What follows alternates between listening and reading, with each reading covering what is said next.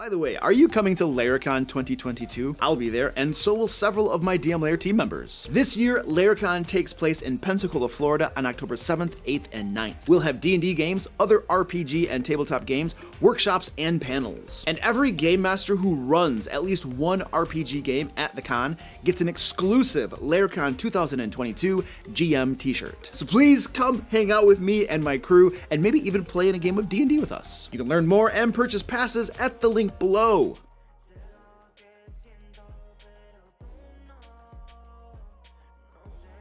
Hello, ladies and gentlemen. How are you doing? Yes, we have bacon. Dream's gone. We have lots of bacon. We have tons of bacon. Penguin Butt is the keeper of the bacon. She will be handing out the bacon all night tonight. So you just hit Penguin Butt up and she'll get you your bacon. It's not a problem. She's happy to do it. She has a petty cash account specifically for bacon. It's the bacon account. Country Gardener, hello. Conjurer of Cheap Tricks.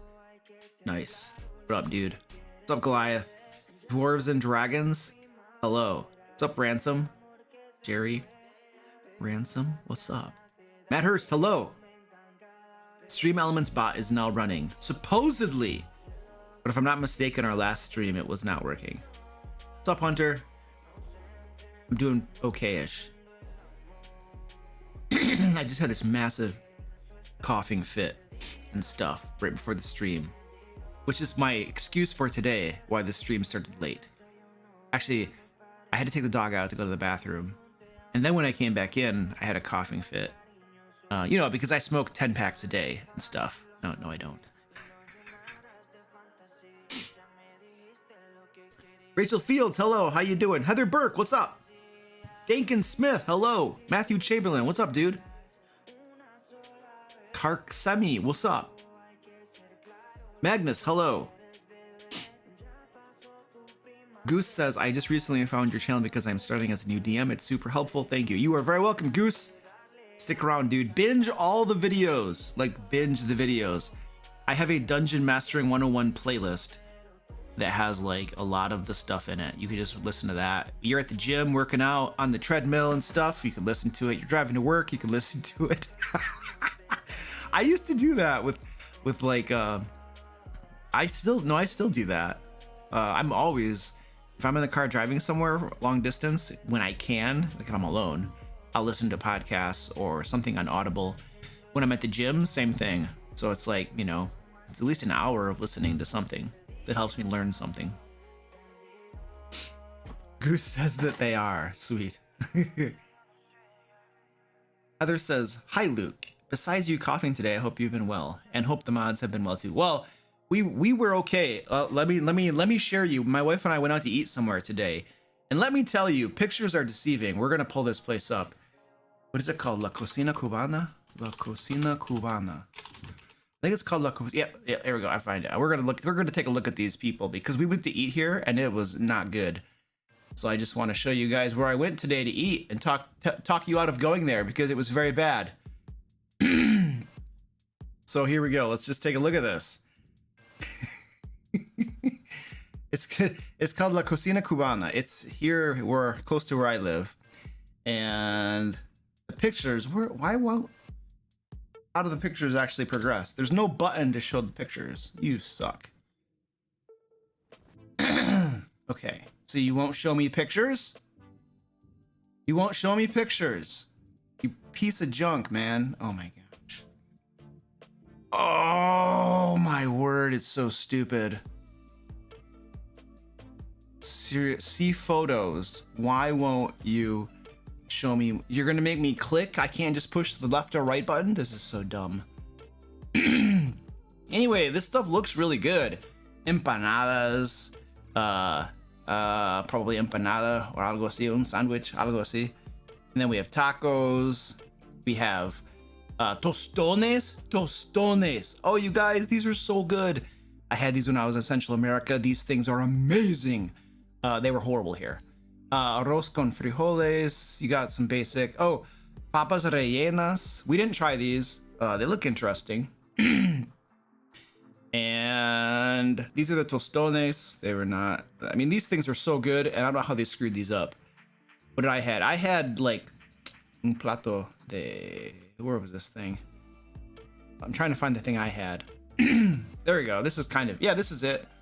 It's like a thinly sliced steak. And the biggest thing is, you guys, this place had zero flavor. Zero flavor. Don't go here. Don't go here. If you're ever in Lansing, Michigan, don't go here. There's no flavor. There's zero flavor. This is Central American food, okay? Which one of the things that is like the hallmark of Central American food is, my dog is causing trouble, is flavor. And there's zero. It's zero. It's bland. It's completely bland. It's almost like they came to the US and were like, you know, these gringos can't handle flavor. We're just gonna not use anything. And that's what it tastes like. So don't go here. That's my public service announcement for today. Thank you. I needed to share. Heather said, how was your day besides the coughing fit? Well, you know, it would have been great if the food had actually tasted like the photos looked. Silver Mage says, why is Luke complaining about a restaurant? Because I felt like it. No flavor, coughing, maybe check on COVID. Oh yeah, I'm fine. Everything else, I just had a soup my wife made, delicious. I had some cake, delicious. I'm drinking coffee, delicious. So yeah, flavor's not the problem. It was the restaurant. And I had beef jerky, I had pistachios, I had some really flavorful stuff today that tasted pretty good. Sanji from Belgium, what's up, dude? Welcome, man. What kind of soup was it? Oh, my wife is an amazing cook. I have no idea what it was. It had chicken in it, it had noodles in it, it had rice in it, it had a bunch of different vegetables and stuff in it. And then of course you have corn tortillas on the side that you dip in it and stuff. It was amazing. It was absolutely delicious. I don't know what you would call it. I just call it soup.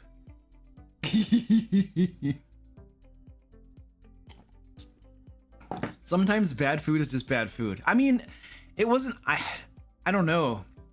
I gave it a 3 stars out of 5 because I've had food before that tasted bad and you couldn't eat it, you know? Like for me, it's like, I was thinking about my star system today.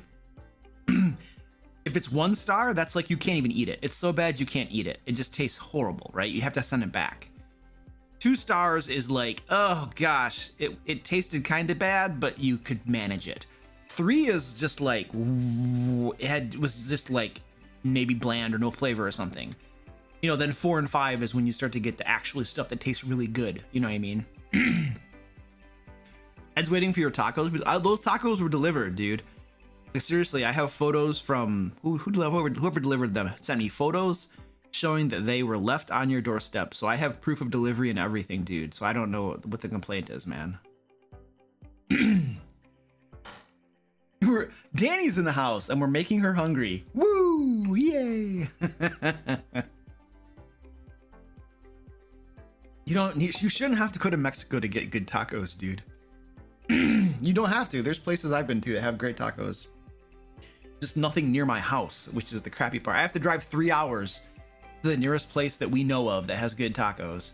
And then you have to check. You can't just order something to go and like take it home or to your hotel or something. You need to check that they gave you the right thing while you're there at the place, because they have screwed our order up twice. I ordered, what did I order? Carne asada. I ordered carne asada, un plato de carne asado. And like, this stuff is delicious. And I got back to the hotel and they'd given me like, it was pulled pork or some, I don't know what the heck it was. Carnitas, it was something. And I was so disappointed because I was like, you know, foaming at the mouth to get carne asada. And then they gave me this, whatever they gave me. And I was like, what the crap? So we have to check the containers. Okay, we should probably start the stream, right? Like we should do something about D&D before people get upset.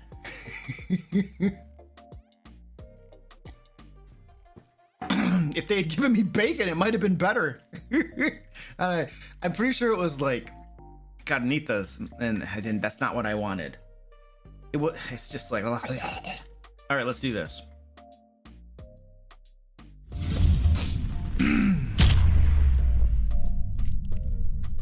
All right, hello, ladies and gentlemen. Welcome to the stream. We're gonna talk about D&D tonight. You ask your questions, I'll give you some answers. It'll be fun. We'll watch the kitties. We'll give them treats. We'll give them catnip. They're gonna roll around and act like absolute morons. It's gonna be beautiful. So I got some stuff to talk about. We do have a giveaway going on tonight. There should be a link in the chat if the bot is working. You'll get a D&D book of your choice, store credit on the DM Lair store. So enter the giveaway. It's 100% free. You just gotta click some buttons and stuff, and then you can get a D&D book if you win. I've noticed lots of the names in the chat were people that won. Heather has won before. Matthew Chamberlain, I'm pretty sure you won before. Probably recently or something. Anyway, people get D&D books. It's pretty cool. So enter the giveaway. It's awesome. Yeah, that's what that is. And then I'm going to give a shout out to our wonderful and awesome patrons. So for those of you who are not aware, we create this, whoops, that's the wrong button. We create this awesome monthly magazine called Lair Magazine that has tons of Dungeon Master resources in it. 5th edition adventures, traps, puzzles. My cat is biting my leg because he always does when he wants attention. Things to help you reduce your prep time but still run awesome games for your players. So all of these cool things that we create for our patrons, we could not do without our patrons, because we pay writers, we pay editors, we pay graphic designers, we pay a whole bunch of people along the line, to cartographers. We pay a whole bunch of people to help us put this together and make it look awesome and have it be a resource that Dungeon Masters are going to find super useful. So our patrons help us support that, and that's why they get their names thrown up on the screen here. Whole bunch of folks here, very, very appreciative of their support and helping us create this magazine. So I'm gonna read off a bunch of names too. I was talking to some people who were like, one of the big reasons they're at the $25 tier, you get your name read off, and there were people telling me that is like the reason that they did the $25 tier, because they wanted their name read off on stream. And I'm like, okay, that's cool. I'll make sure get your name read off. So we're gonna get there. Read their names in a second here. My cat just loves biting my. We also have free stuff as well. On the dmlair.com, you can get 100% free resources to use in your games. Dungeon Master resources, adventures, traps, puzzles, all the cool stuff. So there's free stuff too as well. All right, here comes the read aloud part. So these folks right here literally pay me to read their names. So that's cool. Let's do this. 5e Magic Shop, Ajax the Mini, Alex B, Alex T, Amanda W, Ambers, Amy P, Andrew M, Andre U, Andy S, Andy W, Angelique K, Anthony B, Antoine B, Arrow Odd, Arutha, Ashley, Baldwin, Bardabear, Benjamin Ben B, Burncastle, Brandon A, Byron M, Carl K, C, Celestina K, Christopher G, Chris C, Christopher S, Clay W, Cody B, Contra Gravy, Corey S, Double D, Draxus Dresna, Dutchy K, Dutch, Ed R, Edward L, M Fabo, sorry, Eric B, Ericos, Arno T, Fabian H, Flame Black 200, Frostbrew, Cal Gallist, Gene A, Goliath, Clara Gravy, Chorn, Harlan S, Heather L, Iggy, Iron Cascade, It's Bayoban, Izzy D, Jackie Pizza, Jacob L, Jacob K, James L, Jan F, Jeremy W, Jessica J, Jim P, Jimmy L, JM, J, Joe Day, Joe E, John A, John C, Joseph H, Josh S, K, Kale S, KK, Keith L, Kevin F, Kazadiz, Kirby Kirk, Kyle G, Kyle M, Labraworks, Leo, Lionheart, Magna N, Marty M, Marwin R, Matt B, Matthew J, Michael L, Mirastal, Mitchell, Mr. Lincoln, Mr. T, Ol S, Omega Fire, Owen D, Penguin Butt, published author, Rachel H, Rachel S, Radiance Guardians, Ramus, Razlik, Race W, Renner C, Robert J, Ron R, Ronald, Ryan, SD Sounders, Sakura, Sam B, Samuel R, SBC, Scott V, Shadow, 1317, Shane L, Sheila A, Smash Loot Repeat, Snowy Tiggy, Son of a Sofa Man, Soul Naya, Stephen G, Stephen A, Stephen T, Stephen A, Silas, KRW tactical tokens, the 3/4 hospital, the old DM, the pickle. See, if I get it wrong, I just throw out a bunch of letters and maybe one of them is right. The new bad hombre, Thomas F, Thomas T, Thor the Explorer, Tiger 500, Tim Black, Tim and K, Tom C, Traveling Cash, Travels Lost, Tyler R, Valigor, Vincent G, Vladimir S, Volhoff V, Will M, William C, William H, XX Red Drum, Zachary J. Boom. I'm good at that. Whew. All right, let's go back to the other one right here. Yay. Beautiful.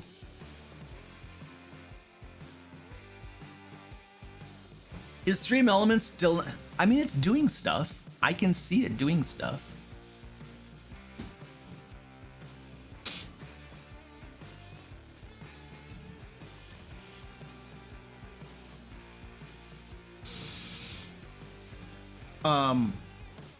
So Lucky Fox has a question. I just pulled it out of chat. If we could get this into the spreadsheet and mark it as answered, I would appreciate it. But the question is it best to plan ahead for your game or to plan by game? Because I've been planning game by game. I'm not sure what the difference is, planning ahead for the game or going game by game, or planning ahead for the game but going session by session. I probably would trend toward preparing for the next game session, but not more.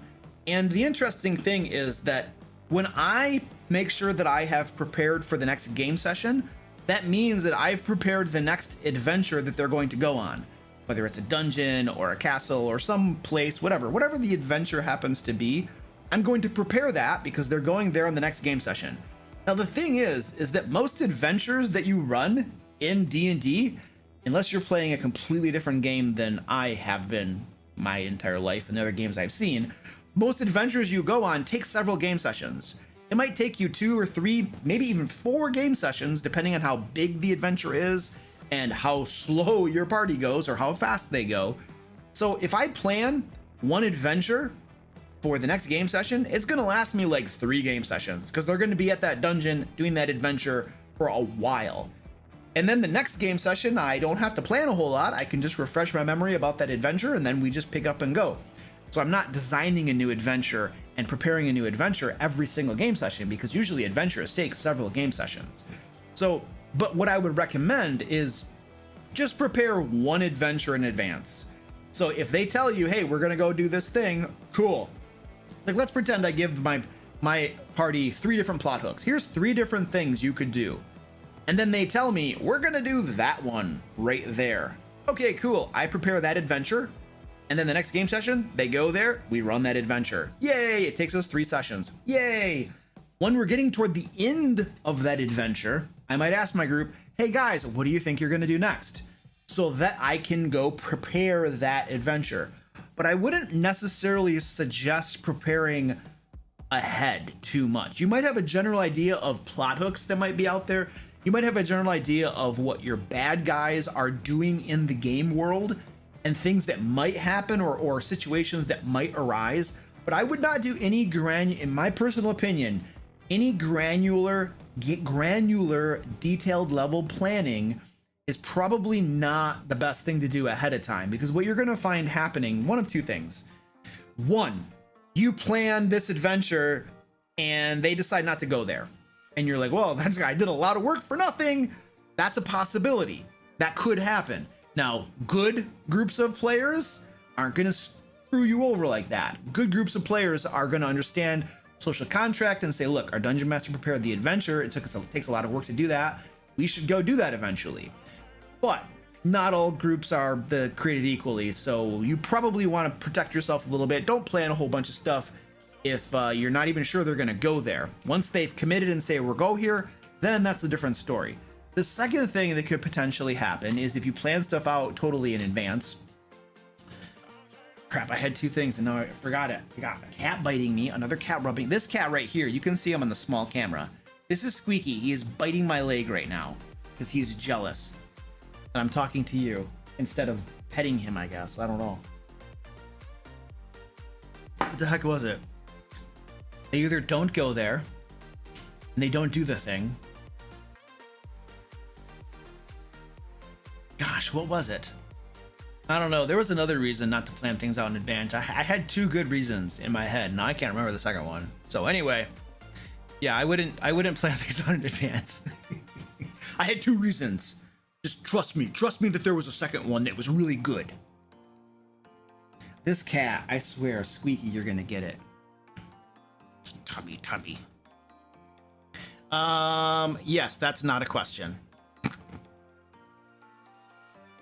Have you tried the WizKids Frameworks minis? Nope.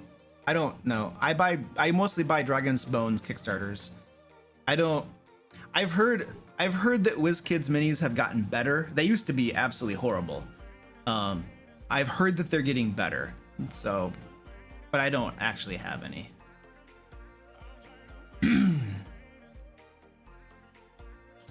Is there any map making tools you'd recommend? I mean, my entire team of cartographers pretty much uses Incarnate, and it gives really good results. However, the main reason we use Incarnate is that we kind of have to for the licensing agreement. Most other map making software doesn't allow us to publish maps, or at least their license agreement is nebulous and it's unclear whether we would be allowed to publish maps we use with it.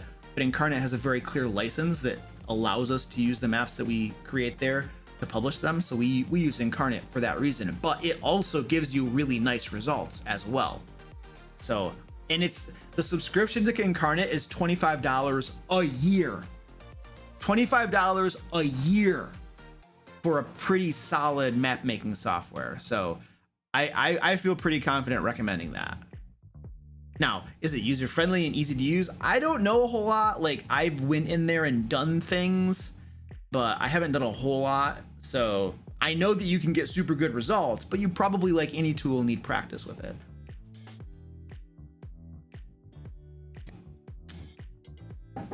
Where do you get that adventure template you were using last stream? Probably on DriveThruRPG. Let's go find out. Come stroll with me. Let's go find where that adventure template is. Let's see. Here, DriveThruRPG. Okay. All titles. There's got to be an adventure type template. Adventure. RPG adventure template. Wee, there we go. Wee, clicky. Yay. Okay, here we go. So one of my moderators, could you go do the exact same thing I just did and then throw that in chat so that they can just click that? Goliath Cleric looks like he already did it. Sweet, thank you. Look at that, my moderators are awesome. He did it before I even asked. He's like, Luke, I got this. Just calm down over there. Go on to the next question, man. I gotta click that thing. How many game sessions do you typically spend before your characters level up? Oh, yeah. Between 1 and 20. Like, it really, it wildly varies. We use milestone leveling, like probably the majority of groups. And sometimes there's like, usually in my games, a milestone is completing an adventure. Some adventures take longer than others. Sometimes the group avoids the things that are milestones and they do other stuff and kind of take a long time or something. I don't know. I've had groups go a long time without leveling, but they're taking forever. Like, I have one group in particular that, like, I'll plan out content that I think will last them like 3 game sessions. It takes double. It takes twice as long. And so I'm like, wow, this is a low prep game, because the content I make might take me, I don't know. Let's pretend, like, for instance, I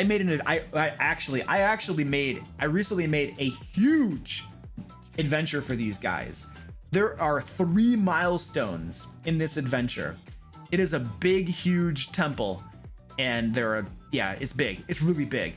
There are 3 milestones in it, and it took me probably about 3 days of solid work. We'll call that, a day for me is usually 10 to 12 hours. So we'll call that, let's just make it easy. Let's say it took me 30 hours. 30 hours to create the adventure, get the adventure ready for them to run. Okay, so 30 hours of prep time. And it's probably gonna take them probably 10 game sessions. It's probably gonna, I bet you it'll take them 10 game sessions to get through that adventure. That's my gut feeling, because it's a big boy. So 10 game sessions, 30 hours of prep work. That tangent has nothing to do with the question that was being asked. But yeah, so that'll be really cool. They're going to that adventure right now, and it's really awesome because I have everything set up in Roll20. The maps are done, the monsters are, everything is just totally prepped. And 10 game sessions is going to be 5 months of game time. And essentially for the next 5 months, the content is already created for them. And prior to each game session, I just really need to like overview my notes for that adventure really quick. I mean, when you make the adventure yourself, the things stick in your head really well. And so reviewing your notes isn't too bad. And I have a way that I create the notes for my adventures that makes it fairly easy for me to brush up on them and get ready for the game session. But I got about 5 months where I'm not gonna have to design adventures and do like the real serious prep work. Still got to do some prep work, but the big stuff's done. So anyway, the question was, how long should it take? How many game sessions, you know, should it take is the question I'm going to answer. I feel like for me personally, I would like my groups to get a milestone every 3 game sessions. I feel like 3 game sessions is a good number for leveling up. And the reason is that if you can, it doesn't always work that way. And you don't necessarily want to try to manipulate it so that it's always every 3 game sessions. It might not make sense. But since my adventures usually last 3 game sessions, my groups, most of them, many of them, let's say, one of them not, but many of them will level up every 3 game sessions. And I think it's a good number because you got your new level, you got some new cool stuff, hopefully. Some levels and some classes you get screwed. But you got some new stuff, new spell, new abilities. You get to use it for a few game sessions before you level up again and get some new cool stuff. Many players play the game because they like leveling up. They like getting access to new powers, new spells, new cool stuff that they can do. That is a core part of the experience of gaming, especially in D&D, that drives them, that makes them want to play the game. It's the whole leveling structure and getting new stuff. So you want to feed them that, you know, you want to scratch that itch somewhat frequently. Not too frequently, but enough that you're feeding that desire, you know. There's a reason that there are some games where you don't really level up a whole lot, you don't really get access to new abilities and stuff, you don't get more hit points, you don't do more damage, everything just kind of stays mostly even kilter. And those games probably aren't nearly as fun for the majority of players because players want to get new cool stuff. They want more hit points. They want to do more damage. Now, if you pull back to a high level view, it really doesn't matter because at the same time the players are getting power, the enemies are getting power too. So yeah, you do more damage. Guess what? The enemies all have more hit points. You have new cool powers and spells. Yeah, the enemies do too. So everything is constantly scaling with you, you know, so you could make the argument that it doesn't matter, except that that argument would ignore the novelty of having cool new stuff you can do. So yeah, everything gets stronger as I get stronger, but I have cool new stuff that I can do that excites me instead of playing the same static character for a long period of time. So that is something to consider as well. That was a few different tangents on that question. Squeaky, I swear, keep biting me. See what happens. Oh yeah. You big baby. Oh yeah. Had to give his belly a little rubbing down there. Okay, one of the things that we do on stream, you guys, is we try to raise money for charities. And right now, we are working on raising money for the Capital Area Humane Society. And I don't know how long we are on our goal. We try to raise $500 for a charity, and then we pick a new charity. So right now, we're trying to raise money for these guys. Now, these guys help cats and kittens, puppies, dogs, and stuff like that. Right now, here's some simple stats for these guys. And if you want to help donate to this charity, you can tip. And there's a link down in the chat where you can go to tip. 100% of all tips will go to this charity. They have a low-cost spay and neuter clinic, which is amazing because usually if you go to try to get your animal spayed or neutered, it's like $200, $300 or something. They do it for like 25 bucks. It's super affordable. Don't quote me on that number, but it's super low. I use them all the time. They have these adoptions. You guys, many of these cats and kittens, like you can go to browse their adoptable pets, and a lot of these cats and kittens and dogs and puppies are rescues. Or strays that they've taken in. And especially the dogs, especially a lot of these adoptable dogs, what they do is they literally have trucks that they will go down south to animal shelters where there's a really big overpopulation and there isn't as much demand. And a lot of the animals in the shelters down south will just be euthanated. And so they take trucks down there, they get a lot of these animals, especially dogs, and they will bring them up here to Michigan, where there's a high adoption rate and there's a lot more demand. And so they save lots of dogs from euthanasia through this program.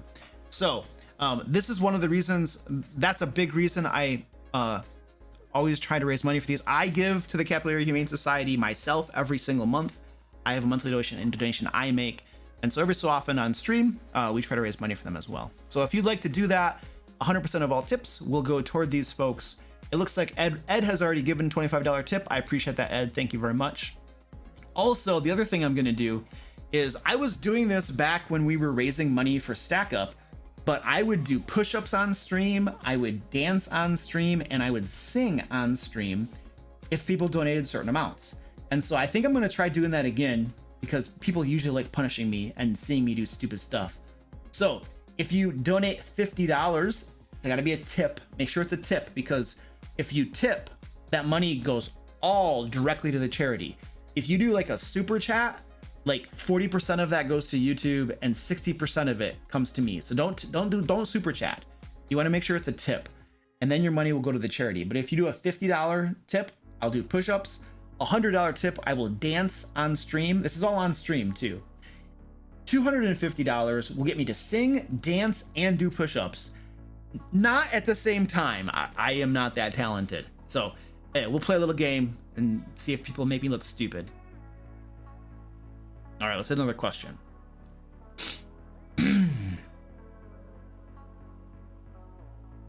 What makes a good plot hook?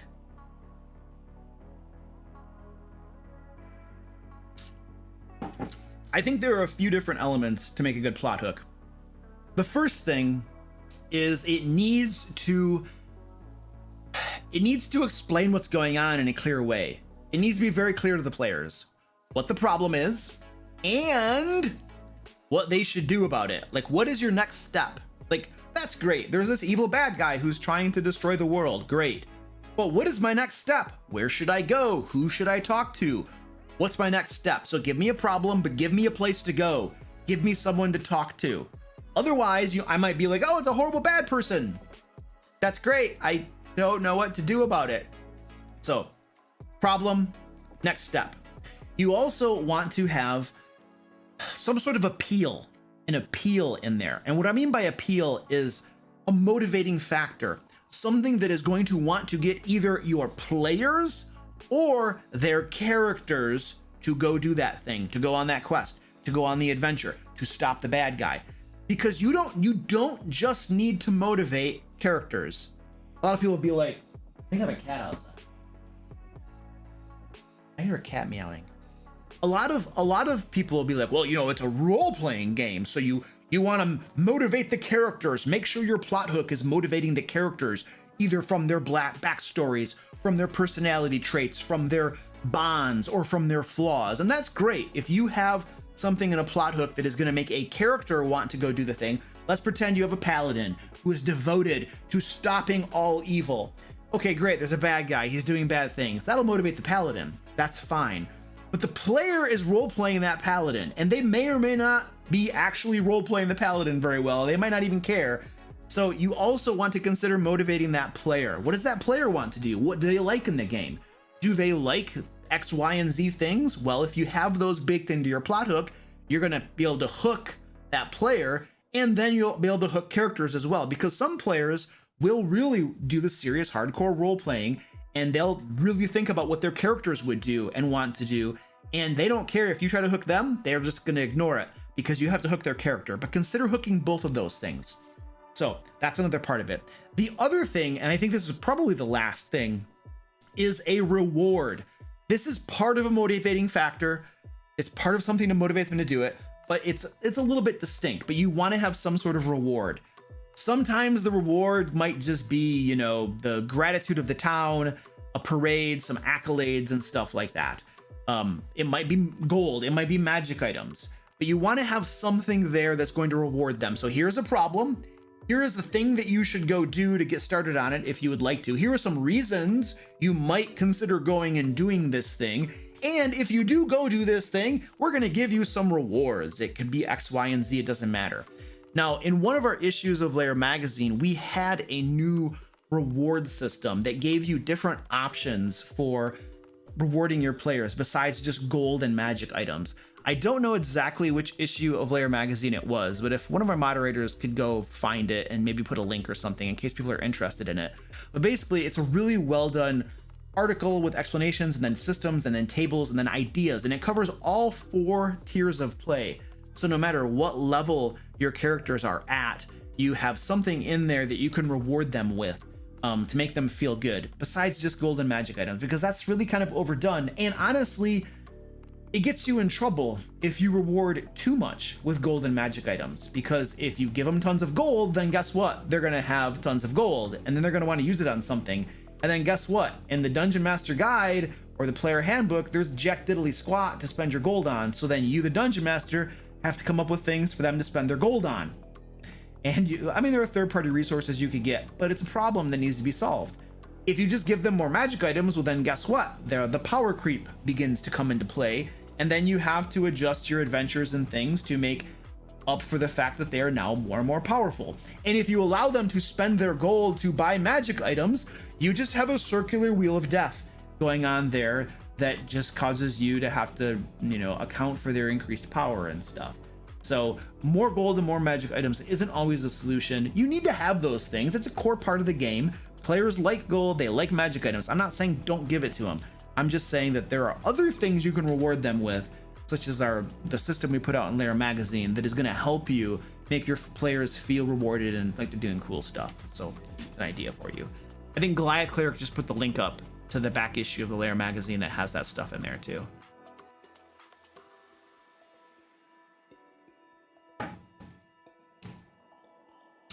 How many combats do you typically have in a game session? I mean, that just wildly varies. It just depends because sometimes it's 1, sometimes it's 3, 5. We've had game sessions where it's just combat after combat after combat. Other game sessions, you don't have quite as many. It just wildly varies. I personally, I really like to have at least 1 combat in a game session at a minimum, because I love tactical combat. I love doing that, and I know a lot of my players do as well. Half of the rules or more in the books have to do with combat. So if you don't have combat, it's like you could argue, why did you pick D&D? There are probably other game systems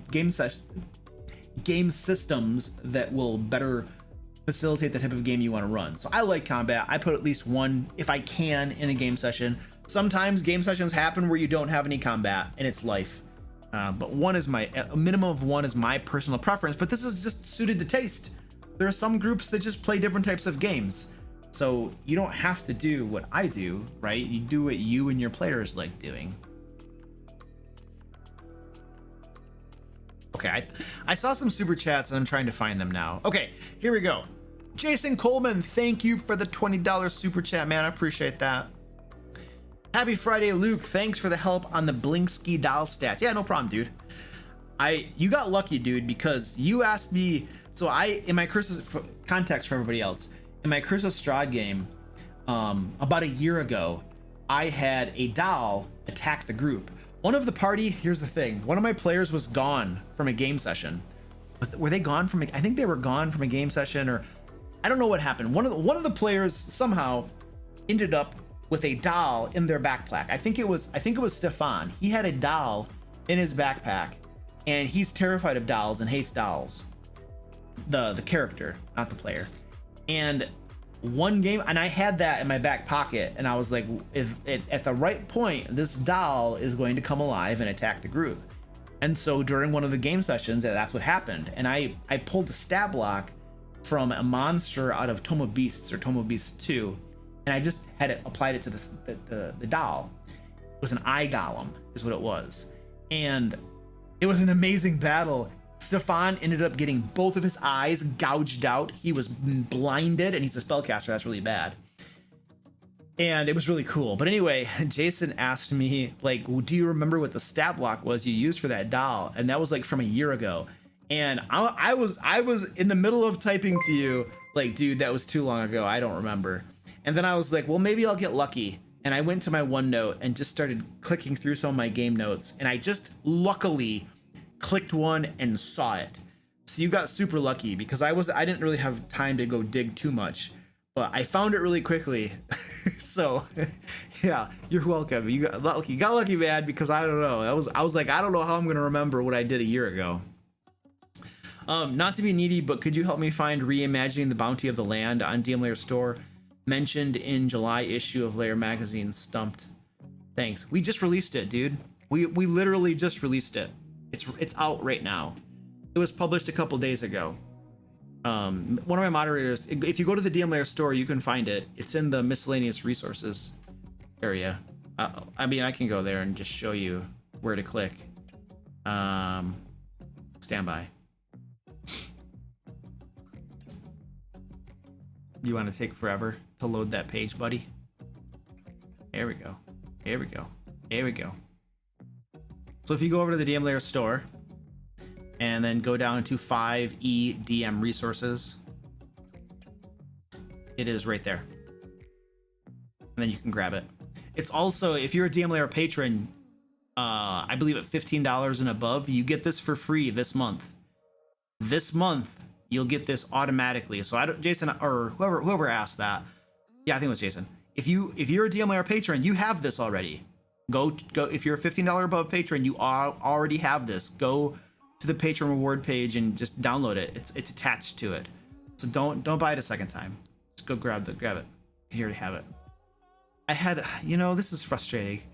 Like sometimes I'll have, like, this month for DM Lair patrons, we're giving away that Reimagining the Bounty of a Land. It is a foraging, hunting, and crafting system. So basically, if you want to like harvest monster parts and then create magic items from it, this system helps you do that. If you want to go out and find different plants and things that you can harvest and make magic items out of, like potions perhaps and things like that, this system helps you do that. And so it's because every single player out there invariably at some point is like, oh, a basilisk, let's start taking parts from it. Ooh, a dragon, let's take its lungs. Can we make something that causes fire? Like, every player wants to do these things, but there's nothing in the core rules that helps a dungeon master decide what the rules are for doing this. And so dungeon masters usually just kind of make things up, which is fine, which is what you have to do when you don't have rules. And so we made a very lightweight rule system. Let me emphasize, lightweight, that will help you to be able to do that stuff in your game. And so the DM Lair patrons this month at $15 and above get that for free. So if you want that, then there you go, you can go get it. But that wasn't my point. My point is that this month we're giving that away for free. Okay, I have a video that's going to come out next week that's going to say that you get this for free if you're a patron. But invariably, this is what always happens to me. Like 3 months from now, somebody is going to become a patron and they're going to be like, Luke, what happened to that thing you said I'd get for free? And I'll be like, dude, that was 3 months ago. I said in the video that was made 3 months ago that you would get it for free if you become a patron that month, 3 months ago. And now you're 3 months later and you're asking about it. And in my brain, I'm just like, dude, like, it's an old video. Like, it doesn't work that way. So anyway, I don't know. Sometimes I get frustrated. It's kind of like if you subscribe today to Sports Illustrated, which is a magazine, right? You're going to get the issues from today forward, right? You're not going to get the back issues and stuff. So I don't know. Sometimes folks are like, I don't know. I get confused.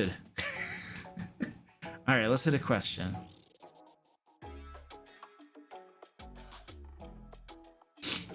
Erasmus, thank you for the $5 super chat.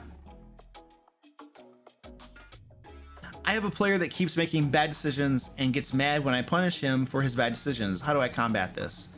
Yeah, you don't do anything. You say, dude, suck it up, man. Don't be stupid. Like, first of all, let me make one point. There is a difference between punishing a player and having there be consequences for bad decisions. There is a big difference. It feels like what you're saying is that you're not punishing them, but that you're making there be consequences for bad decisions. And there's a difference between the two. But if you are just having there be bad consequences for bad decisions, then that's the way it should work. That's life. You know, like if I go out and just take my pistol and start shooting up into the air, I should expect the police to show up. It's just what happens. You know, if I give my dog too much food and they get all fat and obese and they can't walk around, like that's consequences.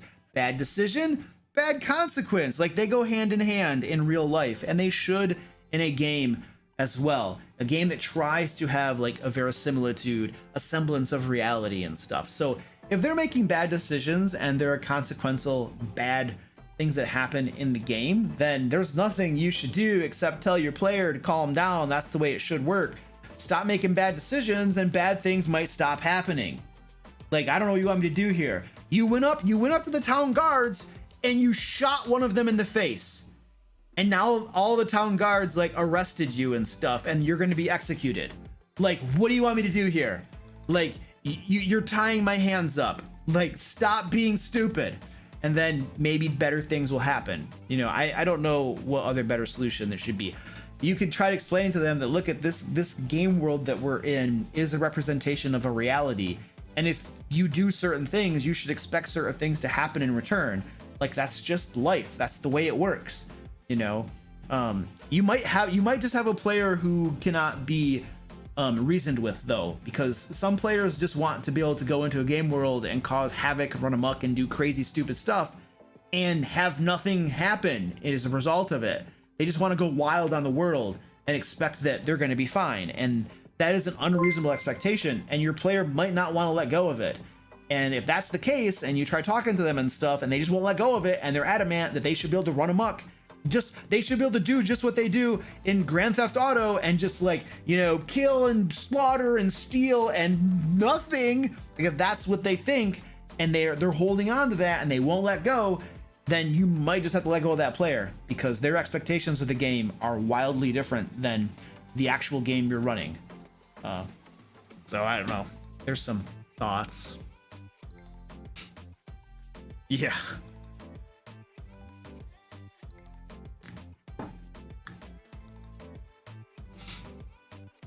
Okay. Nostalgium, $10 super chat. Thank you. I appreciate that. No question, just sending me money. Thank you, buddy. I appreciate that. By the way, folks, don't forget to enter the giveaway. We are doing a D&D book giveaway tonight. There's a link down in the chat where you can do that as well. It's pretty simple. It's free. You click some buttons and stuff, and then at the end of the stream, I will draw the winner, and it's beautiful.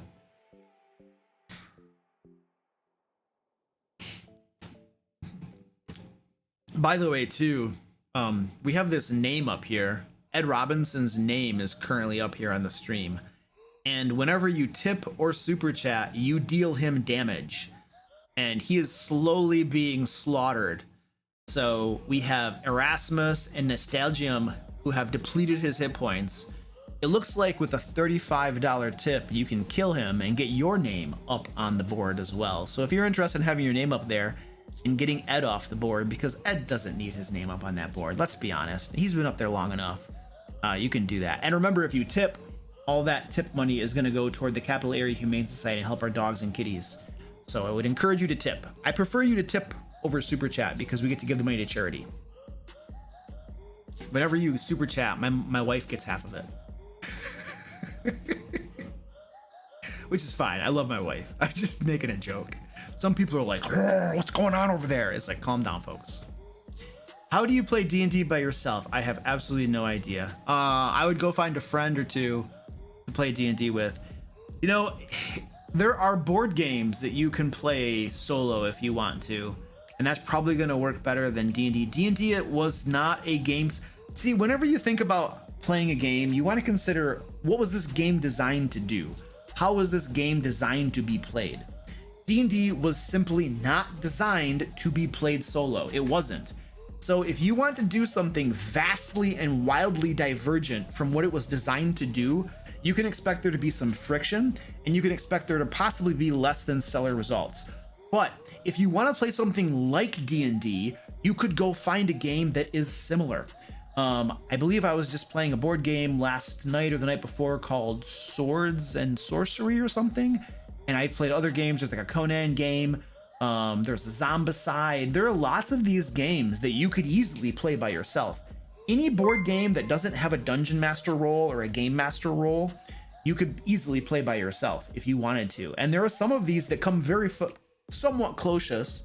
It's a board game, you know, and you're moving minis on a board, and there are monsters and stuff, and it's mostly going to be combat over other sorts of things you would normally get in Dungeons and Dragons. So if you're going to play a solo board game or a game that's meant to be played by yourself, then you can expect there to be less social interactions. Like, are you going to do the talky bits yourself? Like, you're going to role play the shopkeeper, and then you're going to role play your character, and you're going to talk to yourself. Like, there are some things that just don't work well when you're by yourself. So if you are playing by yourself, I would probably recommend you find a game that is better suited for solo play rather than trying to take D&D and cram it into a shaped box that it wasn't really designed for. You know, it's going to friction and less than stellar results. That would be my personal recommendation. I'm sure there are lots of people out there that know how to play it solo. You could probably go to Drive-Thru RPG, DM's Guild, and find people that have published things about how to play D&D solo. I don't know how satisfying it's going to be, in all honesty.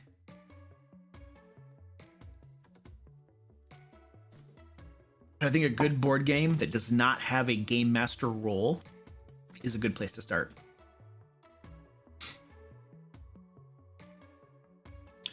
Does D&D take place solely in dungeons? No, not at all.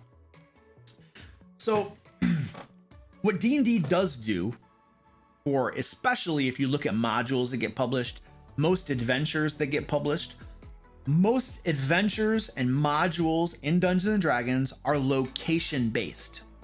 And what we mean by that is that there is a place where the adventure takes place. You travel to a castle, or you travel to a temple, you travel to the sewers, or you travel to a dungeon.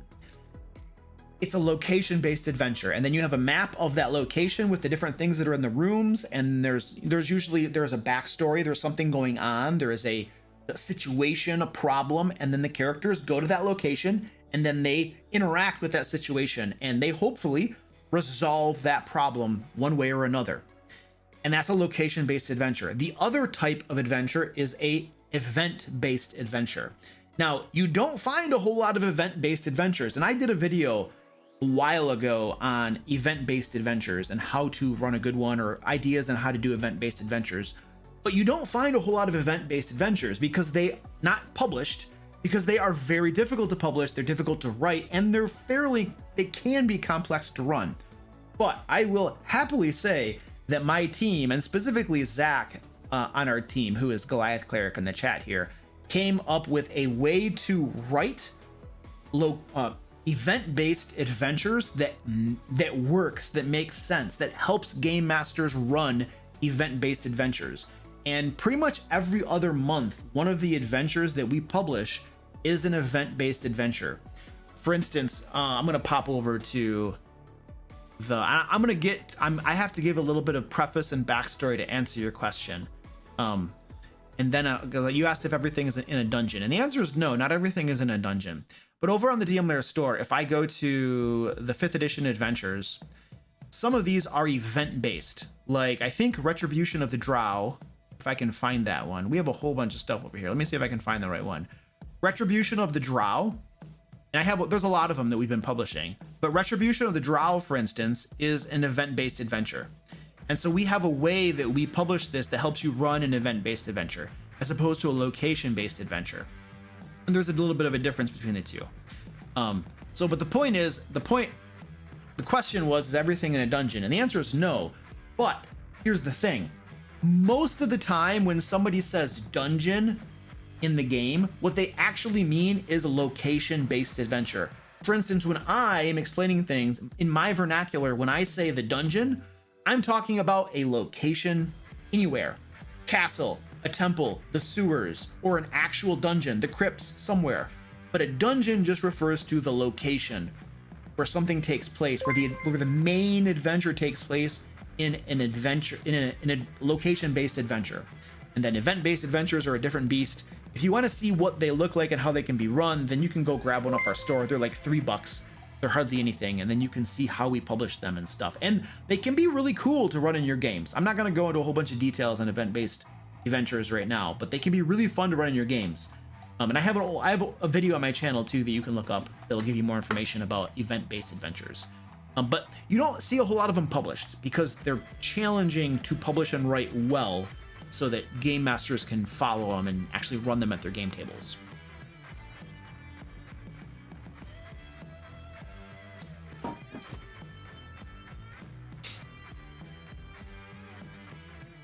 All right. Oh, hey, look at that. Look at that. Magic Man 100 tipped $35. Thank you so much for that. Says, I am the chosen one now. You are. He's got his name right there, or she has her name, whatever. They have their name. Sorry. Magic Man. No, it literally says Magic Man. So I should be okay with calling you a he, right? Somebody's going to freak out on me. Luke. Anyway, got their name up there. Good job, buddy. He's right there. You can kill him. You can get him off from there with a $50 tip. And thank you also, Magic Man, because your tip, that $35 goes directly to the Capital Area Humane Society, helping our little puppies and doggies and cats and kittens and stuff like that. Oh, yes. Oh, you guys, I talked about Laircon, haven't I? I don't think I have. I don't think I've talked about Laircon at all. Are you guys coming to Laircon? Does you guys know about Laircon? You have to come to Laircon. It's October 7th, 8th, and 9th. It's a convention. I'll be there. My team member's going to be there. Like Zach will be there. Penguin Butt will be there. Ed will be there. Lots of other people will be there too on my team. So come to Laircon. There's the link in the chat and crap. It's beautiful. Yeah, it's fun. We have, if you want to be a game master at Laircon, you will get a t-shirt for free. It's an exclusive t-shirt just for game masters. It'll have our normal layer. This isn't it. This is not it. But it'll have on artwork on the front, and then on the back, it's gonna have this really cool logo. Check this out. I'm gonna pull this up really quick for you. I want to show you what's gonna be in that, because I literally just got this artwork in today from our artist who's doing our shirt design for Laircon. I'm gonna show you what this looks like because it's really cool. I think this is probably, we got that one, and hold on, let me find this other one. Okay. Oops. All right, then we go over here. Okay, this right here, and you can't see the bottom of it, but it says Laircon. There you go.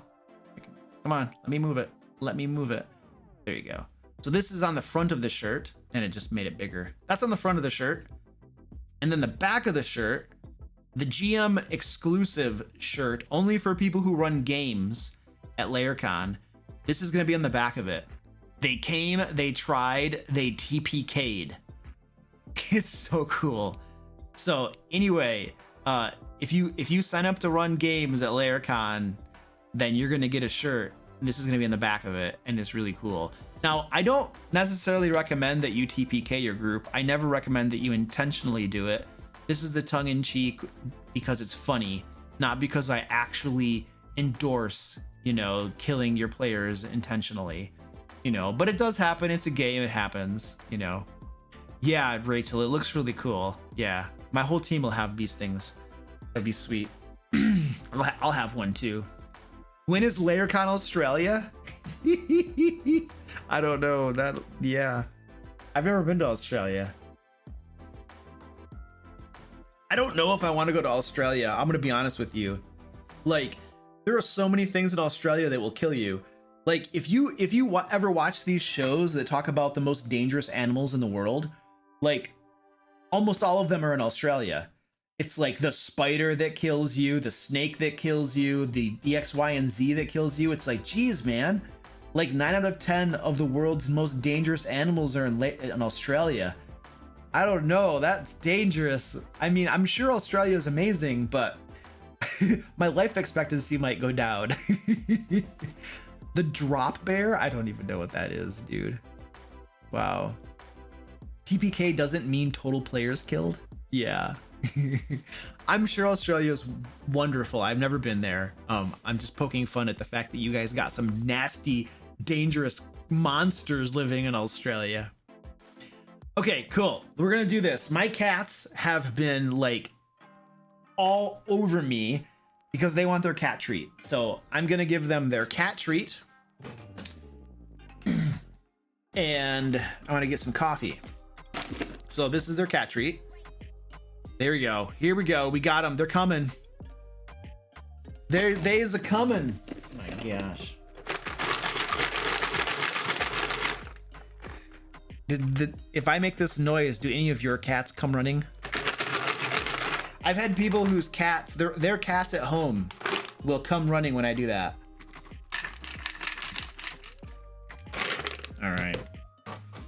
All right. Here you go. Yeah. Psychos.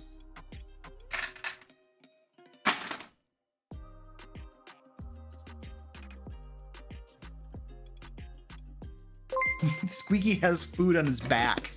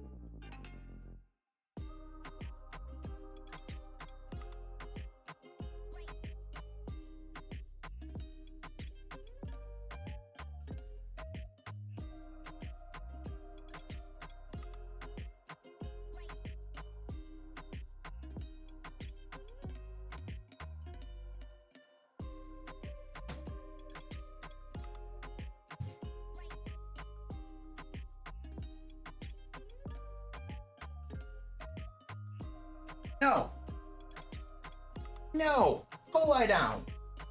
Go lie down. Lie down. Big fat tub. Stealing the cat food. Our Chihuahua is getting fat. We have discovered that she has been sneaking off and eating cat food. And she is now fat. When we first got her, she was this little tiny thing. And now she sneaks off and eats cat food. And now she was stealing the cat treat.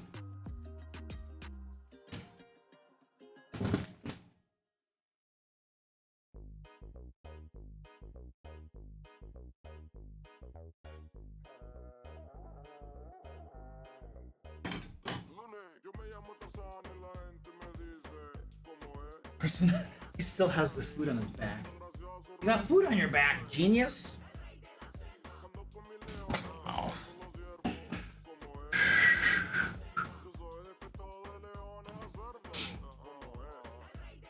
Did we release the squirrel? Yeah. Yeah, the squirrel has been released for a while now. Yeah, it's not a question, Mr. Gore, it's not a question of whether the cat treats are okay for the dog. It's that the dog is obese and she needs to stop eating all of the cat food. She like waddles, she gets tired when we go for walks and stuff.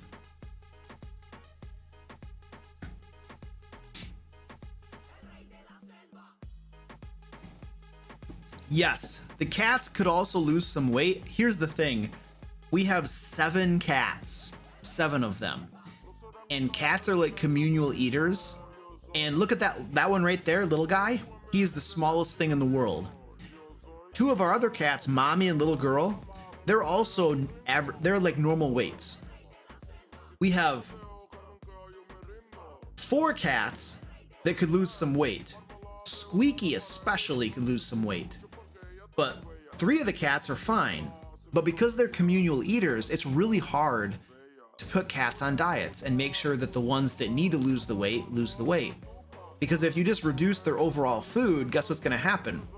The ones that don't need to lose weight are going to get less food, and the fat ones are going to keep eating and probably eating more of the food. You know what I mean? And so it's really hard to restrict that and control that.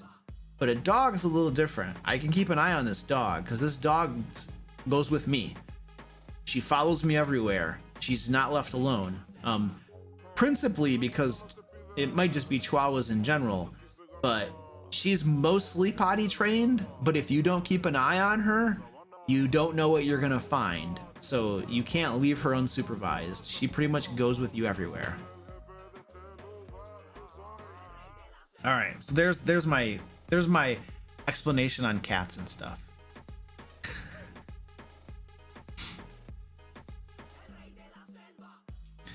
I recently had an adventure I wasn't happy with due to its lack of social interaction. How do you add social interaction to secluded or empty locations? Yeah, you don't make secluded or empty locations. Period, end of story. You don't do it.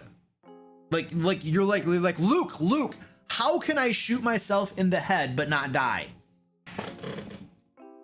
I don't know how you could do that. I'm pretty sure that you would probably die, so don't shoot yourself in the head. Same thing. If there's a secluded or empty location, if there is a place that has no people, no creatures, it's totally empty, how can I have a social interaction? You have created the perfect problem that is unresolvable. Unless you get fancy. Well, there could be a sword that talks to you. Well, then okay, I mean, you can be like, magic. You can, but like the solution is not to have empty locations. If you want to have a social encounter, then put something there. Put something there that can talk to your player's characters. That's the solution. There are myriad ways you can do that. The options are endless, limited only by your creativity.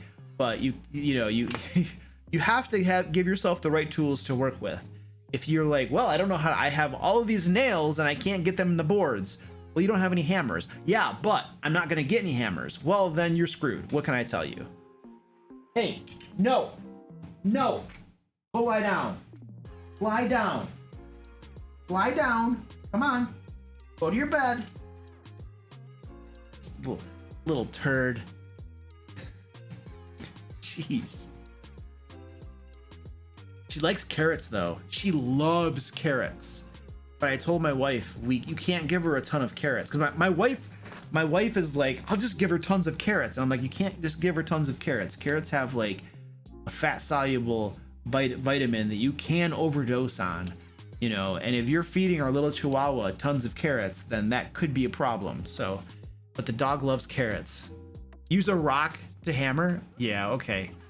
Thank you. I guess my whole point is mute then. Just ignore what I said.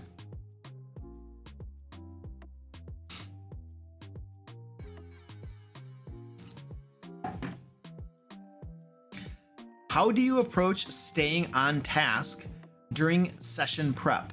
Sometimes I get in the zone and work productively, but other times I get distracted by other things and it's a slow process at times.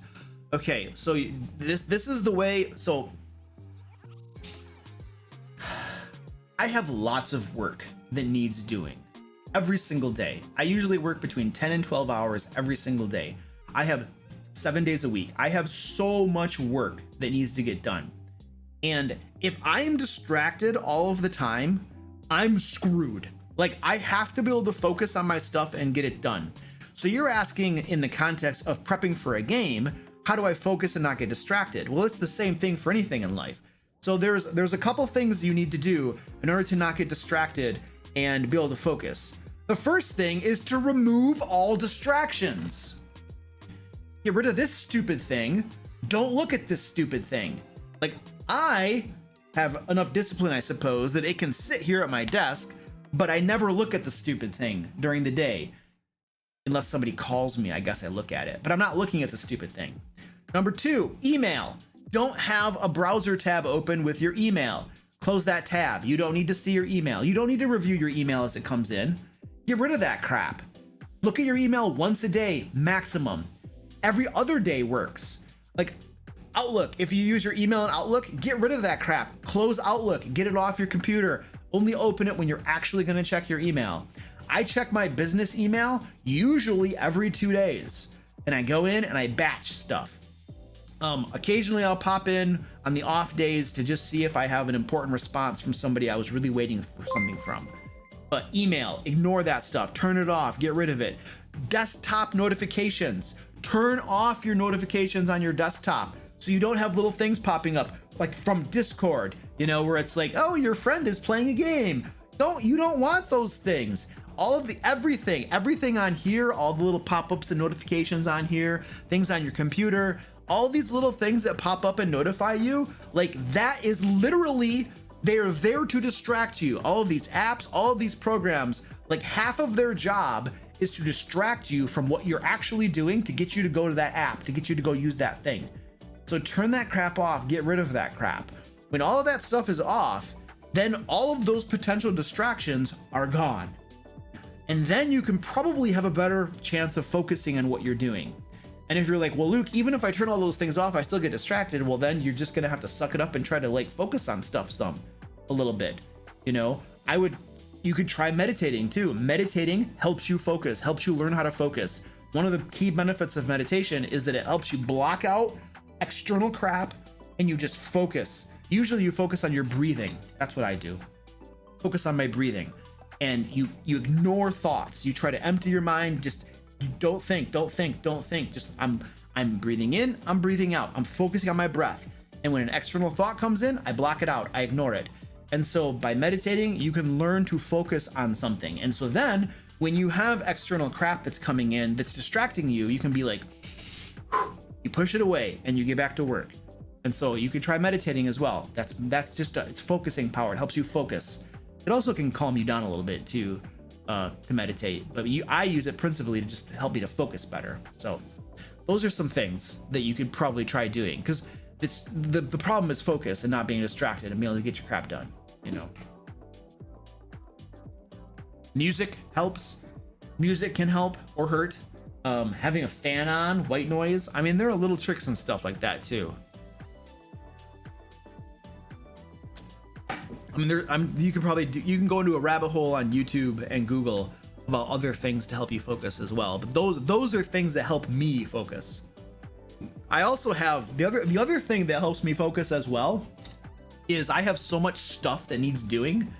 It's this mountain of work that needs to get done for the business that like all I can think of is I have so much work to do. You had better get that done, because if you don't get that done, that pile is going to get bigger and bigger and bigger every single day.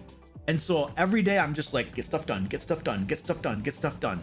And so that also is motivating. But you probably don't want that. That is not something I would wish upon you. It's interesting now that I do this full time. There's an interesting thing where when you have a normal day job, 9 to 5 or whatever, yes, you have to put up with bosses that you might not like. Yes, you have to do jobs that you often don't like. But it is a beautiful thing to be able to go to work at 9 or whatever, leave at 5 and totally disconnect from work and just not have to do any of that stuff. So that is the benefit of doing that, you know. But what I've learned is like what I do now is you're always on. It's always there. It never goes away, you know, which is very interesting. It's still really cool and I love it and it's satisfying, and I would never go back to a day job if I can avoid it. But it's very interesting. I don't know how that's relevant to your question, but it came into my brain, so I talked about it. Hi, I'm planning on DMing a game with 8+ players. Most of them are new. Do you have any tips? Okay, the first thing I'm gonna tell you is don't worry. Half of them are probably not gonna keep playing, okay? So just accept the fact that you're running a game for 8 new people and they've never played before. Many of them are going to come to your game and be like, this isn't for me, and they're never going to come back. That's okay. That's actually a good thing for you, because you do not want to run a game for 8+ people. And you also don't want to run a game for 8+ people who are all new.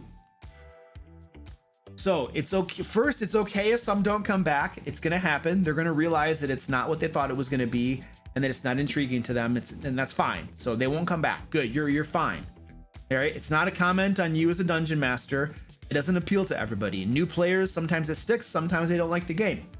So that's the first thing that's going to happen, and be okay with that, because it's if I've somehow got myself roped into running a game for over 8 people, I would definitely be hoping that some of them decide they don't want to play, because that's too many people to on an ongoing basis run a game for. You're going to have a very much less satisfying game for that many people.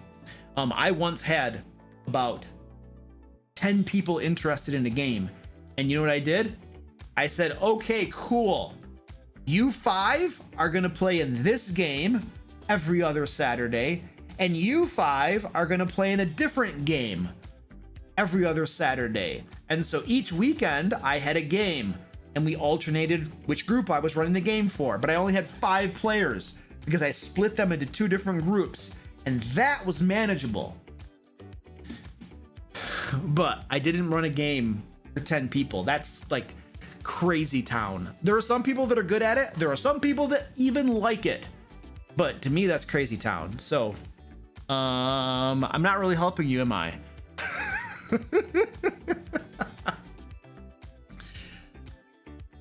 If you had any experienced players that could be in that game, it would be very helpful to you. One thing that I've noticed when I was running games for new players is that if there are experienced, like this one time I was running a game for like 3 new players, and there were 2 experienced players also in that game. So we had 5 people, but 2 of them were experienced. They were so helpful in explaining things to the other 3 players. These guys would all ask questions, and these guys would help, and I would help, and it would be great. But if I had 5 people all asking questions and confused, I have to help all of them, right? If I had like 8 or more, wow, that would be rough. So try to be patient, put your patience hat on, and just realize that things are going to go slow. Realize that it might not even look like D&D. Realize that the moment one of the players realizes that she can climb trees, she's going to climb every tree that she can find, and she's going to jump off from them. And then the other player is going to be like, oh, you can do anything? Oh, I'm going to go look for snails.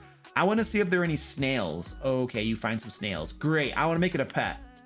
Okay, you have a snail pet. Yeah. They're just gonna, once they understand that there's this, they can do anything in this world, be prepared for it. You know, they probably aren't gonna understand plot hooks. They're not gonna understand that you should go do a thing when they're not gonna get it. So you're gonna have to explain some of those things and be patient with them, you know. But it can be super cool, right, to have new players that are experiencing it for the first time. So it's a really awesome, wonderful thing, you know, and you're introducing more people to the game. So it's a cool, very, very cool thing. Just brace yourself for some of the things that are going to come up and try to be as patient as possible, you know. Okay, there you go. I talked at the camera for a while. That's all I can do. I have never DM'd before. Do you think it makes sense to play a one-shot with my group before introducing the main campaign? It can't hurt. It can't hurt. There's nothing wrong with it. But I mean, what does a one-shot mean? What are they gonna do? They're gonna make the characters they're gonna play with, and then you do like a little one-shot adventure, and then you introduce the main campaign. Sure, why not? Nothing wrong with that. You could do the first 3 levels of little tiny one-shots if you wanted to. It doesn't matter. And honestly, if they're level 1 and you do a little one-shot, which lasts like 1 game session, and they gain level 2, boom, that's great. That's wonderful. So yeah, that's a solid plan. There's nothing wrong with that approach.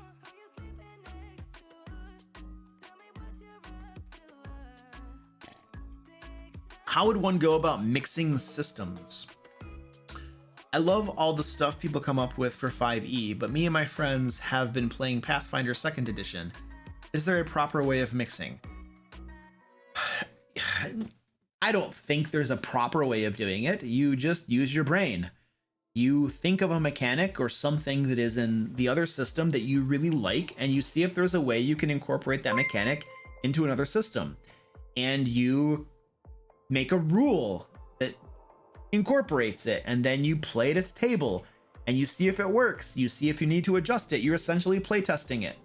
You might keep it, you might make adjustments, you might decide it doesn't work and you throw it out. But all you can do is try to use your best judgment. You know, keep it. You should probably understand how the inner mechanics of each system and how they really work, so that you can take that element and try to plug it in over here and adapt the mechanics to fit that rule system, say 5th edition. So you should understand the mechanics fairly well before you try to pull stuff and throw it in.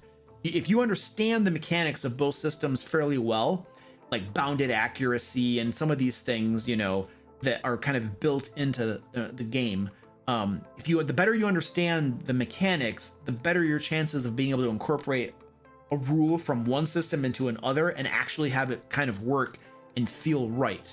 But you're gonna have to play test it and tweak it as you go. I don't know that there's a right way to do it or an established way. I think you just kind of do it and you figure it out and then you tweak it as you go. Oh, look at this. I'm currently running a game with 7 players and it is proving to be too crowded. Would you recommend splitting the party into 2 groups who play in parallel in the same world?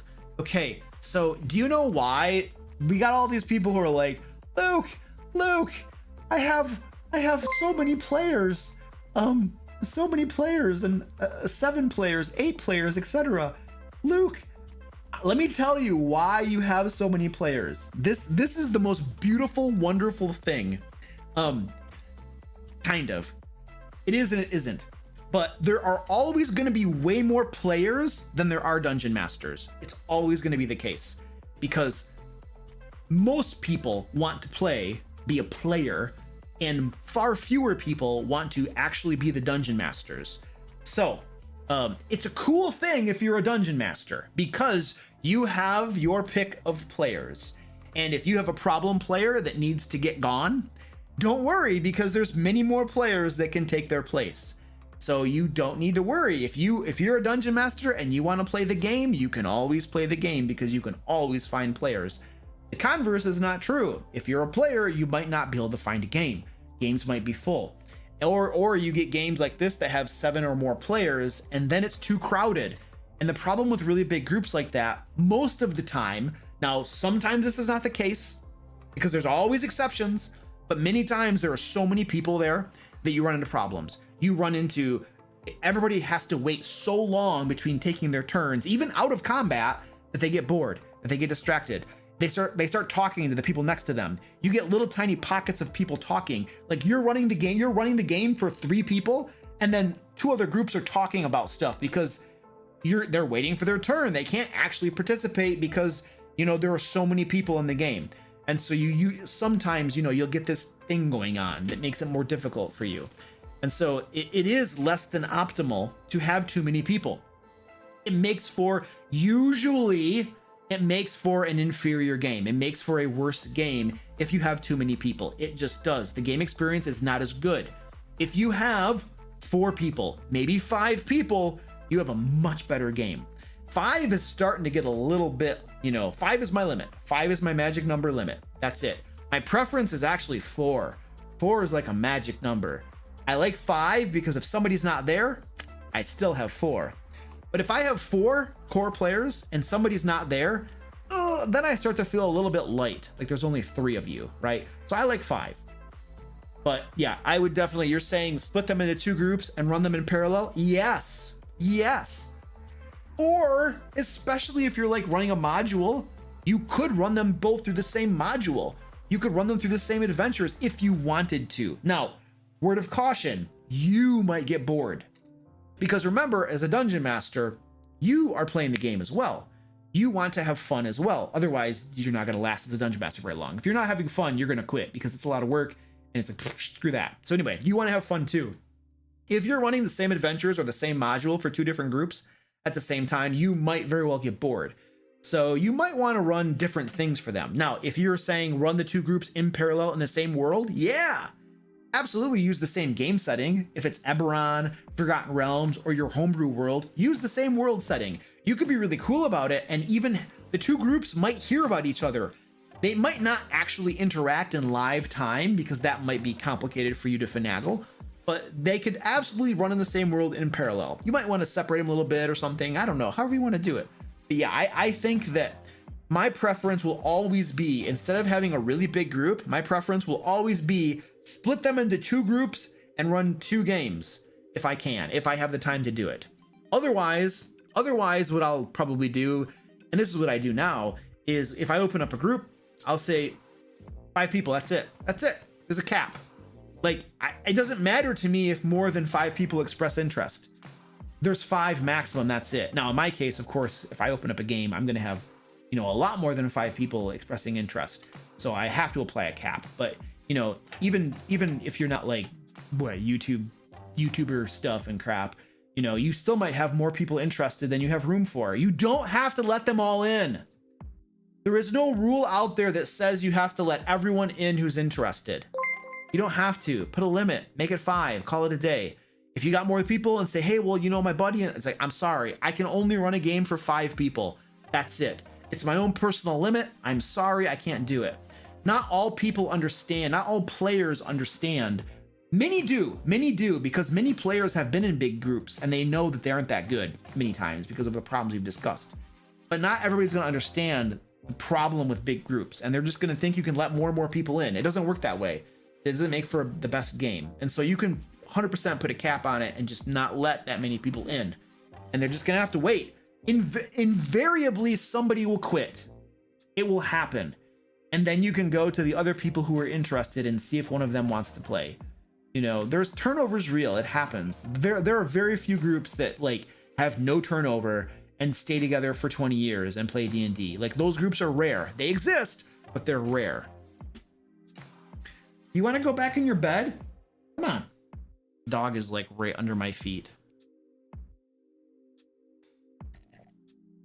Okay, here we go. I just saw a tip. Wonderful Marv, thank you so much for the $125 tip. That is amazing. Thank you. So, for folks who weren't here and you didn't catch my big spiel before, all tips are going to the Capital Area Humane Society.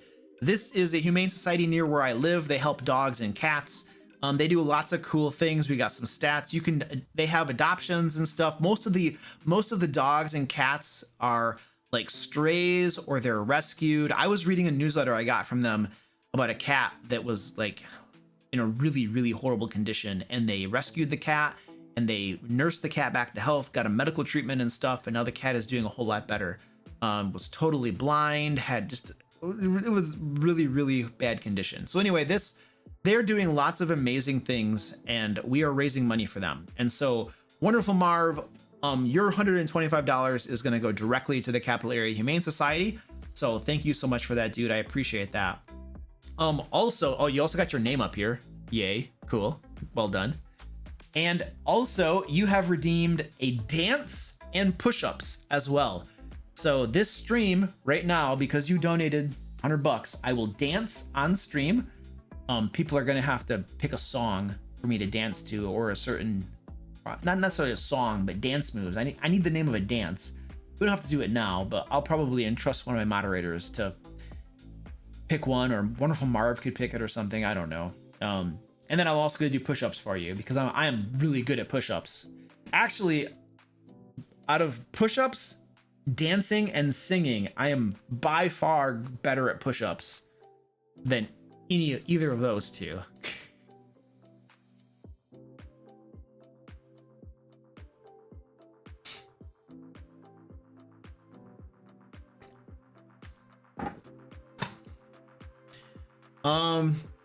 I've noticed the major online shows have had gradually expanding group sizes over the years. So we're probably talking about Critical Role, Dimension 20 and stuff, where the group sizes just get bigger. Do you think that phenomena, if it's real, might contribute to more people running big tables? Sure, why not? I mean, it's natural. It's natural for someone to look at the TV and what people do on TV or on Twitch when you have like so many viewers, or YouTube or whatever. It's natural for you to look at these people, and they're authoritative figures, right? When they have like millions of subscribers, they are authority figures.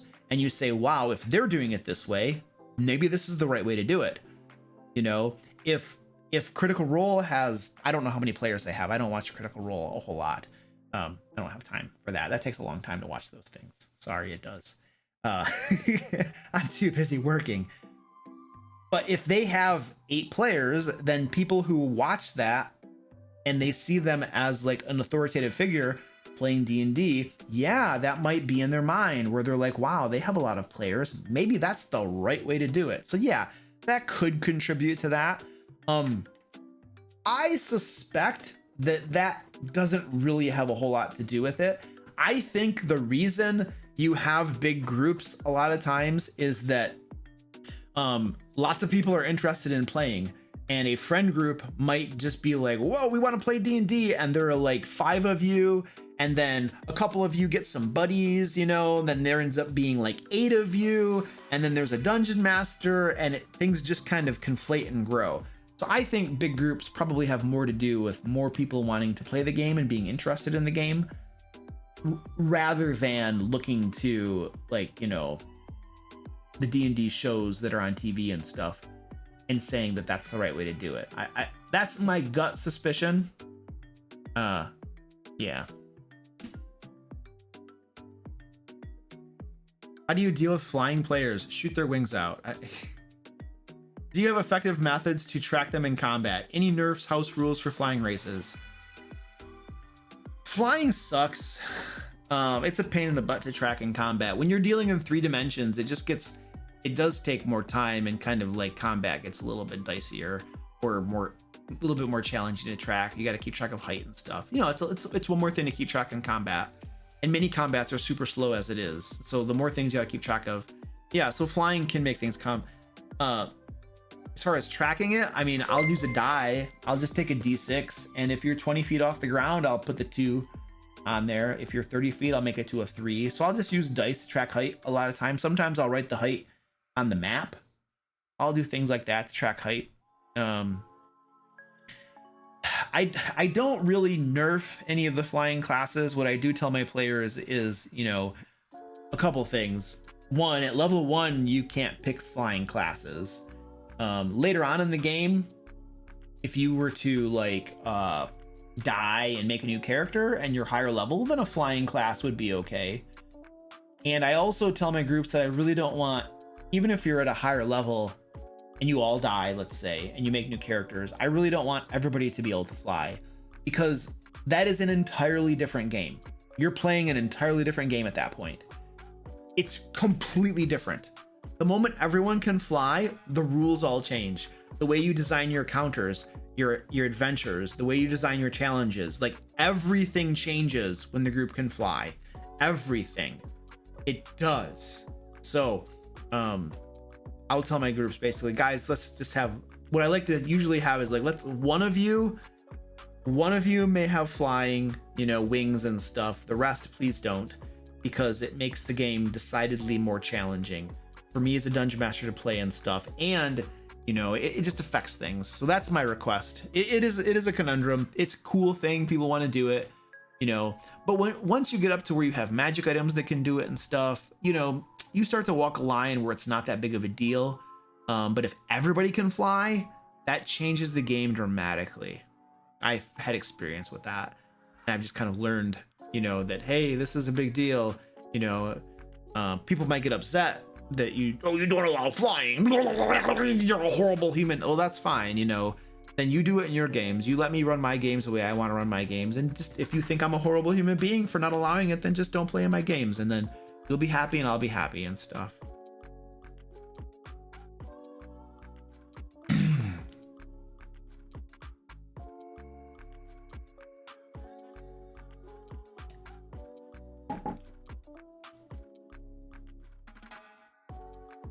Oh man.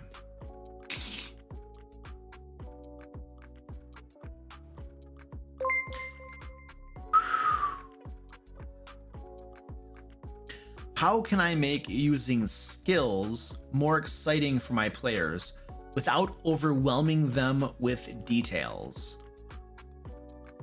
Make skills more exciting without overwhelming them with details.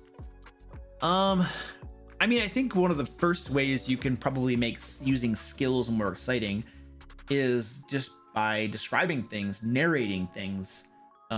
Your narrative descriptions and how you talk and describe things, I think, can make things more interesting than just saying, oh, you're trying to disable that trap. Okay, give me a thieves tools check. Oh, you got a 25? Okay, yeah, you disabled it. Describe it a little bit. Say, all right, you hunch down over the chest and you take out your thieves tools, you start working at it and stuff, and there's a couple little things, and you just describe it, briefly. Don't get crazy, but briefly describe it. Maybe makes it a little bit more interesting. The other thing you can do is to use skill challenges. This is something from 4th edition that didn't make it in the transition to 5th edition, because I think Wizards was pretty much like, you know what? People didn't like 4th edition, so throw it all out. Throw out the baby with the bathwater. Get rid of everything from 4th edition. You had things like minions from 4th edition that were great, skill challenges that were great, and they just threw it all out. It was like, you know what? This is just kick it out. Kick it all out. But skill challenges from 4th edition are really cool, and they can make using skills more exciting than how you typically would find them in 5th edition. Now, the unfortunate thing is that since they didn't make the transition, you don't have rules for how to use skill challenges. So what my team and I did is, this was a couple months ago, but we published in one of our issues of Lair Magazine skill challenges, like a literal skill challenge system that you can use in your games to do skill challenges the same way you did in 4th edition. So if you're inside of a dungeon and the roof is collapsing and you have to escape, perfect time for a skill challenge. If you're traveling across country and instead of just rolling for random encounters, perhaps you use skill challenges to see if they avoid all of the different monsters that are out there, or if they don't and they have a random encounter. So skill challenges are very versatile and can be used in a whole variety of different situations. You might have some complex puzzles or traps or something that you might want to use skill challenges for, as opposed to a single skill check. So you can use them for a whole bunch of different things. And if one of my moderators would be so kind, could you find the edition of Lair Magazine? It was like it was a few months ago. If you could find it on the DM Lair store and put a link in the chat, that would be great. So we talk about Lair Magazine a whole lot. If you don't know what it is, here's a bunch of screenshots and stuff. But basically, my team and I put together this resource every single month for DM Lair patrons, and it has tons of things in it to help you in your games. It will hopefully reduce your prep time, because some of us just got full-time jobs and families and stuff, and we don't have time to design adventures. We don't have time to design traps and puzzles. We really just need something that we can drag and drop into our games. And Lair Magazine is designed to do exactly that. And we really do our best to make this as easy to use as possible. We have read aloud text. The way we format things is designed for you to be able to look at it and look it up on the fly as you go, reference it, and find what you need so you can run your game. So this is something that all DM Lair patrons get every month. We literally just released our August issue, was it yesterday? Yeah, yesterday our August issue came out. So there's a link in the chat and places, I'm sure, where you guys can go find more about becoming a DM Lair patron and getting Lair Magazine. But this is like our flagship product that, we spend a lot of time for folks, because it's super cool and a lot of people get a lot of help from it. So there you go. There's your sleazy plug for the day.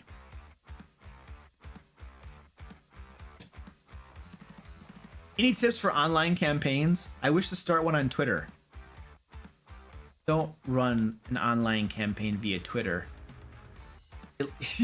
At least go to Discord if you're just going to do a text-based game. That's the tip I'm going to give you. Don't run online game via Twitter. At least go to Discord. Miller, thank you for the $5. I have a question. How do I get on the question list? Well, one of the ways you can get your question answered, because I have over 100 questions already in the stream, is by super chatting, which you just did. So yeah, that's one way you can get your question on the list. But otherwise, you can just type in #question all caps and then type your question in, and then it'll go on my spreadsheet. And I mean, I can't get to them all. There's too many of them. John the Vampire, would you consider putting curses on the 3 major items in Curse of Strahd for protection? Curses suck. Curses suck. Curses suck in D&D 5th edition. Like, they're such a horribly implemented mechanic. I hate the way they did curses. And cursed magic items just totally suck. We need a better way of making curses, is what we need.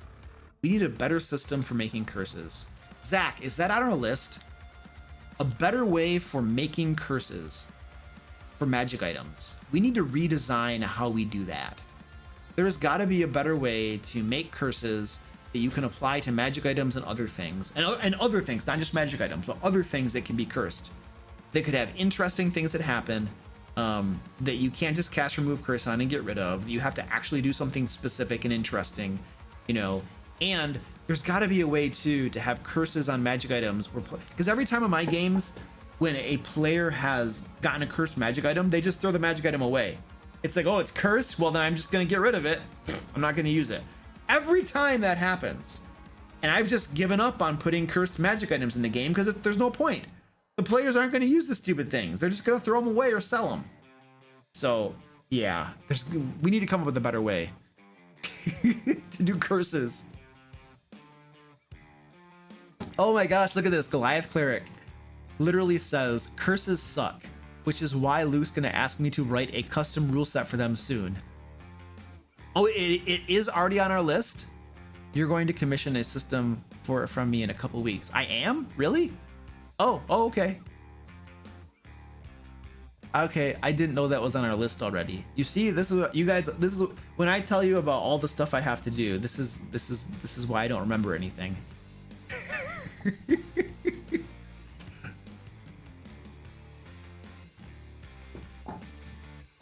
Also, identify doesn't find curses raw. Yeah, it doesn't. Here's the problem.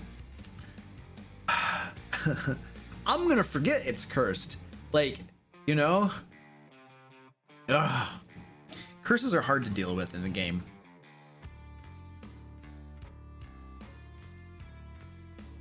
What do you think of the proliferation of monster playable races? I probably am like neutral to it. I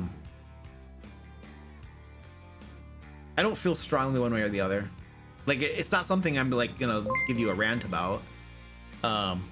It's not something I'm necessarily. It's like, okay, yeah, sure. If you have a player who wants to play a kobold or an orc or a minotaur or, you know, a Githyanki or something that are normally a monstrous race and evil and stuff, it's like, okay, whatever, that's fine. I don't got a problem with that. You know, every species, if there's a species that's normally evil, there are always exceptions to that, and they could be an exception. That's great. That's wonderful. They can play it in the game. It doesn't bother me. Interestingly enough, very few players ever partake and choose to do that, but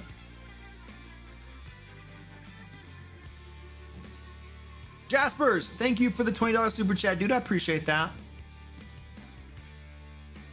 I think I missed one. Oh, there was a super chat. Momcillo, I'm sorry, I missed your super chat too. Let's go back to yours and then we're gonna get Jasper's. Where was Momcillo's? That one's not even on here. Huh. Well, I'm gonna answer it, even though it's not on my spreadsheet. Somehow that didn't pop on the spreadsheet. Momcillo says, does any number of Lair Magazine have pre-made arena event? I think I'll need it for some sessions in the future. I introduced some underground fighting pits to players and now they want more. I don't think so. I don't think we've done that before. Yeah. Zach, if I'm wrong and we have done that, please correct me in the chat. But I'm pretty sure we don't have specifically arena events. I don't think we've done that before. It was a super chat from 23 minutes ago. But I got it. We're good. Okay. Jaspers, thank you for $20, dude. I appreciate that. Feeling kind of upset. I got to introduce a friend to a D&D game. We barely got to the first encounter with a crazed mole dog, and she starts having a meltdown and quits. How should I handle the situation? Wasn't able to session 0. Well, I mean, my initial question is, why did she have a meltdown? I can't give you any advice on how to handle that situation unless I understand why she had a meltdown. Like, I need more information on that, because otherwise I got nothing for you. So if you know why she had a meltdown and what was going on, I might be able to help you a little bit. At the same time, I recognize that you might not be able to publicly say that, and that's fine. But part of dealing with addressing her situation is, you know, understanding why it happened. And once we understand why it happened and why she had a meltdown, well, then we can go from there, and, you know, we can probably do some stuff. So if you want to clarify that, and then I honestly don't know, she just froze up. Well, then you got to talk to her. That's all you can do. That's your first step. Jaspers, you got to go to her and be like, yo, what happened? Try to get it out of her, you know, and be like, yeah, you know, I don't know what happened.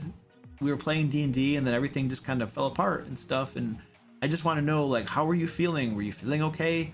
You know, was there something that I did or said or something that, like, caused you to react or something? You know, like, what? I'm just, because, you know, we're friends, and I like D&D, and I think you might like D&D too, but something happened and I want to just see what happened, and maybe I can get better or something. And then try to, you know, just have a conversation, you know, go around about it.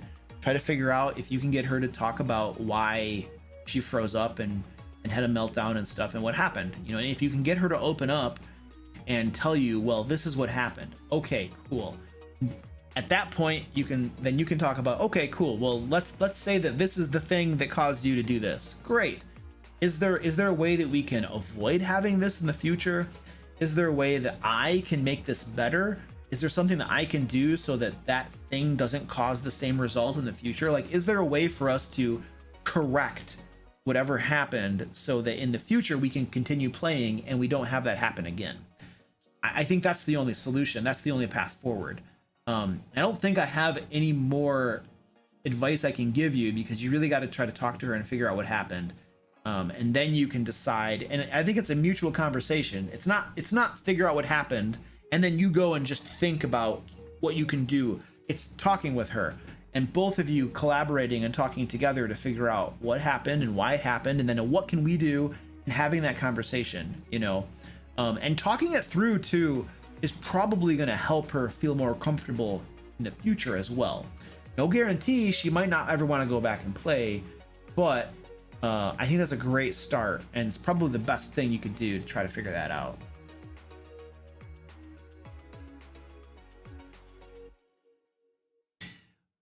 Munchgum, thank you for the $25 super chat, dude. I appreciate that. Munchgum says, sending all the love to our wonderful moderators. You are all the best as always. Look at that. Awesome. Munchgum sent me money to thank the moderators. Cool. Don't worry, Munchgum. Thank you, dude. I appreciate that. Moderators are appreciative too. Now, I can't help but now, Munchgum is probably very well behaved and awesome.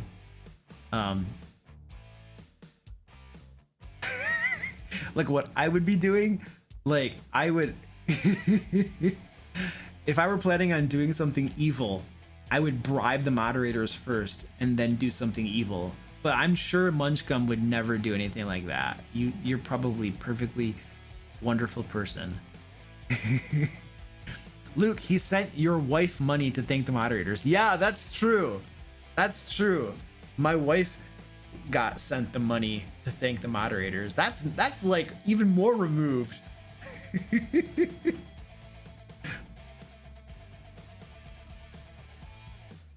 But I agree. Our moderators are amazing.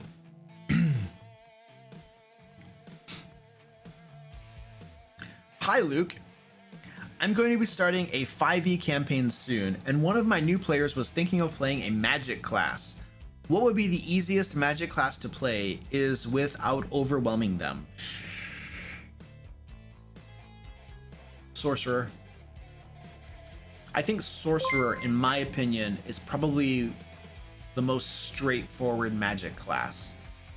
They learn a certain number of spells and they can cast them. There you go. At some point, they get sorcery points, and you got to figure that out. But that's it, you know? That's pretty much it. I don't think it's super complicated. Wizard, you got to deal with spell books and learning spells. You can have spells in your spell book, but you can only prepare a certain number of them. That could be mind-bending for people. And then every time you rest, you swap out spells and prepare new ones. That's a level of complexity, you know? So that's probably, and then you have all the different types of wizards, all the different schools you can specialize in. That gets more complicated, right? Warlocks are kind of complicated too. You know, bards are more complicated potentially and are not fun to play in my opinion, but that's just my opinion. So if you had to pick one, the one I would pick to recommend to a new player who wanted to play a spellcaster would be a sorcerer, because I think that they're probably one of the most straightforward classes to play if you just want to be a spellcaster. Warlock and bard mix a whole bunch of different other stuff in there. Wizard is more complicated in my opinion, so yeah, I would say sorcerer is pretty solid. It's just my opinion.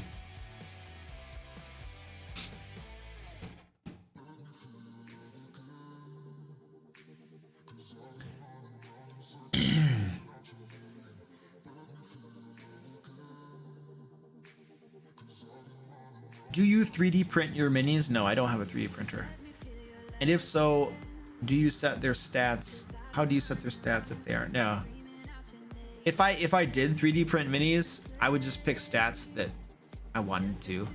It doesn't even have to be a stat of something that looks similar to the monster. You can literally have a monster that is like a little doll, and you can pick stats from a dragon and apply it to the doll if you want to. It doesn't matter. It's a stat block. You can just move it to, and boom, you're done. The doll flies with wings and breathes fire. I don't care. It doesn't matter.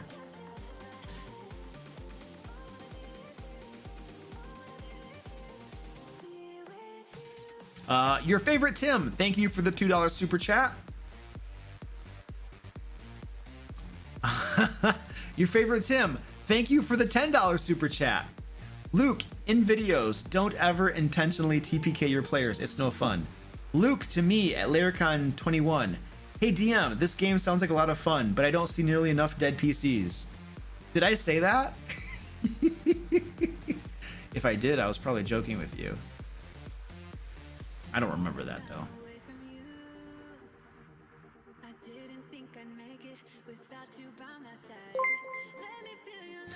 Do you think your singing is improving? No, absolutely not. Do you know any great D&D songs? No, not at all.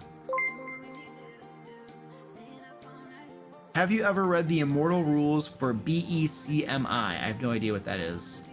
Those rules basically are a completely different game. I don't know what BECMI stands for, so I'm probably gonna say, unless you're talking about the original box set or something, but then I haven't, no. I don't think I have those. I think there were 5 boxes in the original box set from back in the day, and I only have 4 of them.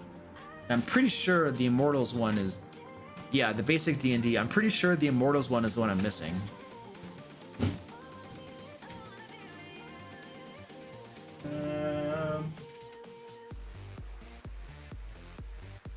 I have the basic rules, I have the expert rules, I have the companion rules, and I have the master rules. So those are the 4 out of the 5 that I have. So yeah, the Immortals, if that's probably the one I don't have.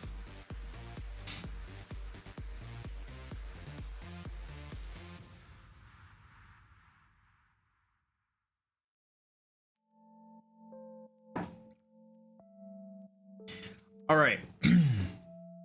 Munchgum says, I would love the animal companion supplement you released, but I'm curious how exactly to use it along with the Beastmaster Ranger. Would you just drop the training elements or modify them? Ooh. All right, so what they're referring to is, I'll just show you guys really quickly what they're referring to. I'm gonna go to our store site here. So this Tamed Companions resource right here, we released this a month ago or something, but it basically gives you a way to have animal sidekicks, is what it is. It's a lightweight rule set.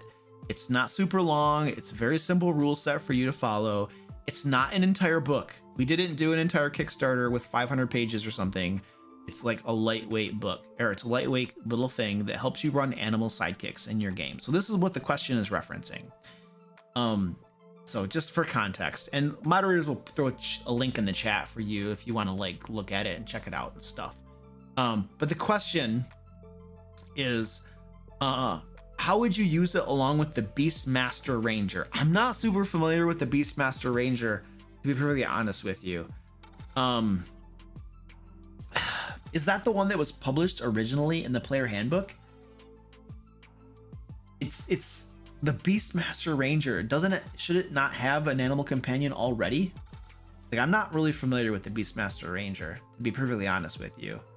If the Beastmaster Ranger already has an animal companion and it's not very good, then you could replace it with a sidekick from our rule system. And in that case, you might argue that they wouldn't have to go through the training elements just because it's part of your class more than if you weren't a Beastmaster Ranger. You could argue that.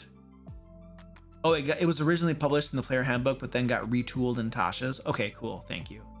I'm usually a dungeon master. I don't play as a player very often, and I don't see rangers almost ever in the game either. So yeah. If the animal companion for the Beastmaster Ranger sucks, you could replace it with the animal sidekick. You could get rid of some of the training rules if you wanted to.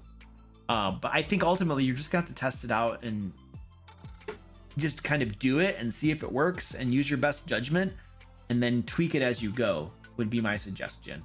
But that's the way you do most type of homebrew things, where you just kind of do your best and then you tweak it as you go. You had a squirrel companion? Oh, that's awesome. Ed says, I don't really like the one in Tasha's. I don't like the spirit aspect. I want an actual animal. So I just house ruled the original to make it better. Yeah. Yeah, I have a spirit animal? I want an actual animal. Yeah, they probably made it a spirit animal so that if it died, you could just use a short rest to get it back. That was probably it. They were probably like, we want to redo the Beastmaster Ranger, but the problem with having an animal companion is it's going to die. And if somebody's animal companion dies, that's no fun. And then somebody else is like, oh, you know what we could do? We could just make it a spirit.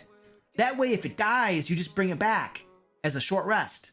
And, oh yeah, that's a good idea. Let's do that. And that's probably why they did it. Because they just didn't want it to be able to be killed permanently. So they're like, make it a spirit. That'd be my guess of why they did that. That was clever.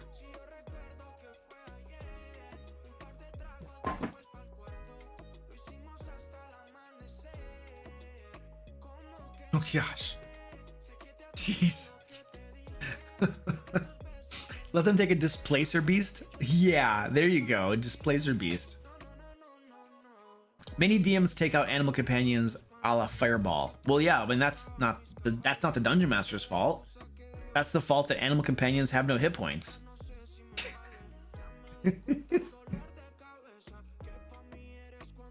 Okay, cool.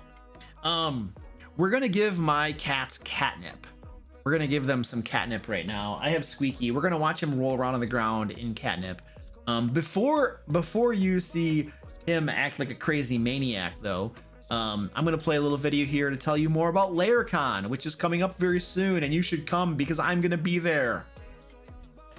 That's the wrong video. By the way, are you coming to Laircon 2022? I'll be there, and so will several of my DM Lair team members. This year, Laircon takes place in Pensacola, Florida on October 7th, 8th, and 9th. We'll have D&D games, other RPG and tabletop games, workshops, and panels. And every game master who runs at least one RPG game at the con gets an exclusive Laircon 2022 GM t-shirt. So please come hang out with me and my crew and maybe even play in a game of D&D with us. You can learn more and purchase passes at the link below.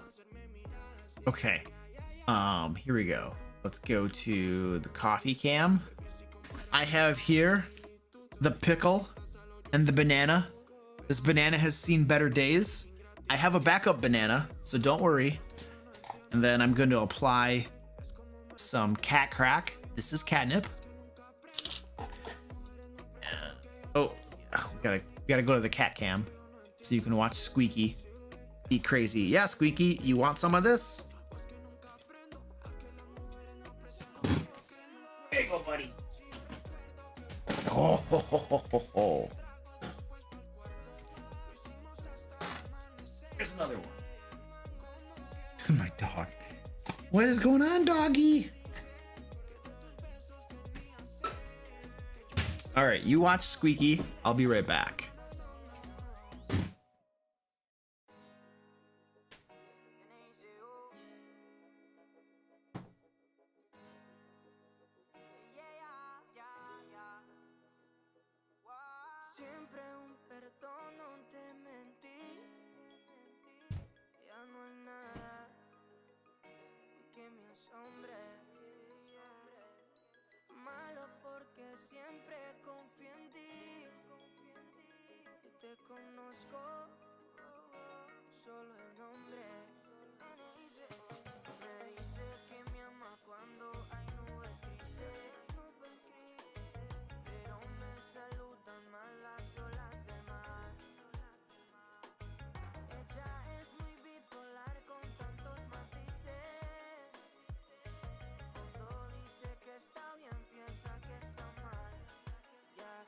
Dice que está bien, que son solo amigos, socio, nada que ver. Le tiene contraseña a nivel pro al ser. Sé que algo oculta, pero no sé qué es. Yeah. Oiga, oiga, señorita, quisiera decirle solo una cosita. Que mi corazón todavía palpita. Pa' que no lo dañes, que ahí es donde tú habitas. Tú no estás de visita. Ella sabe que sin montar que tenga mejor nada.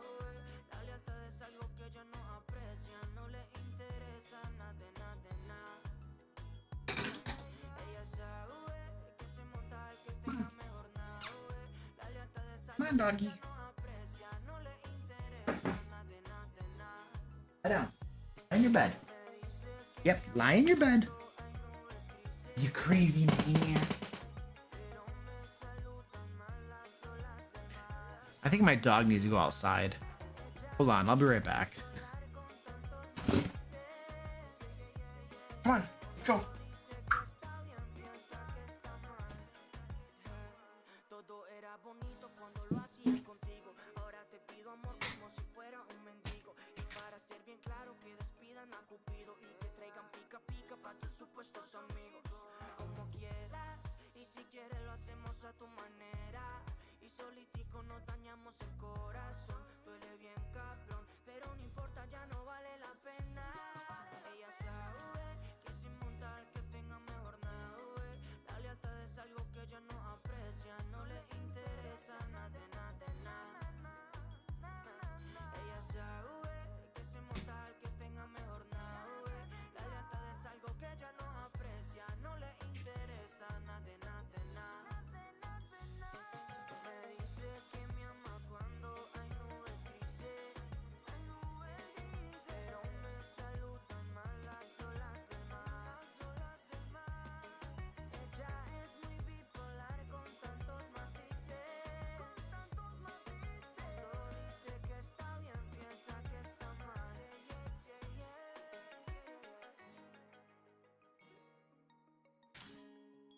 N.I.C.O. Bidi bam bam bam bam.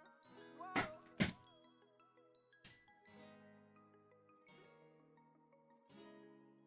Walla. Ya la la la la. In your bed. Come on, go to bed.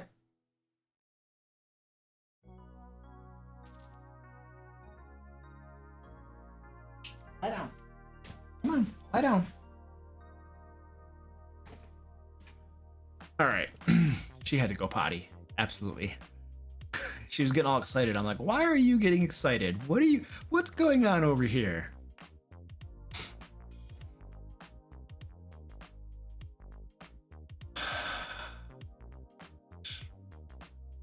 Okay. How do I deal with a player who...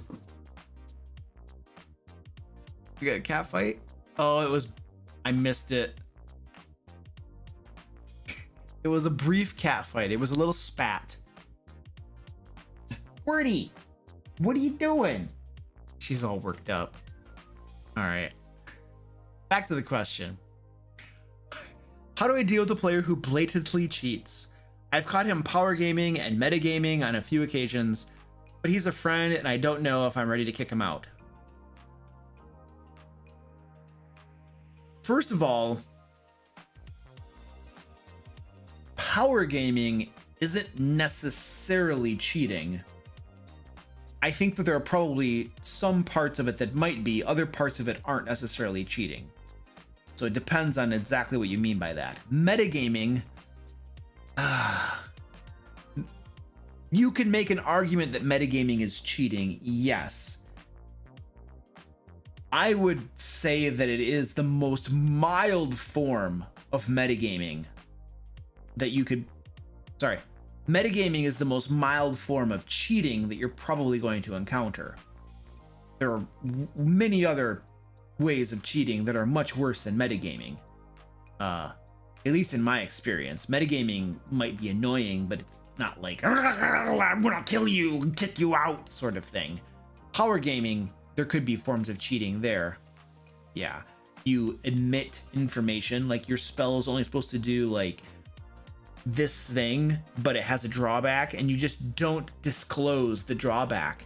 And so you let yourself get away with stuff that you shouldn't be able to do because you just don't mention the fact that you have to be able to see where you're going to teleport. So yes, I could see some parts of power gaming being cheating. Other parts probably aren't, but if those are the only two elements of cheating, then I don't know that that's even warranting probably getting kicked out. Maybe, I don't know. It depends on how bad it is. But here's the thing, I have removed a player from my games for power gaming, but it wasn't because of the cheating elements in power gaming. It was because his power gaming was making the game unenjoyable for everybody else. Like, it was bogging the game down. The other players were getting tired of his crap. You know, I was especially getting tired of his crap.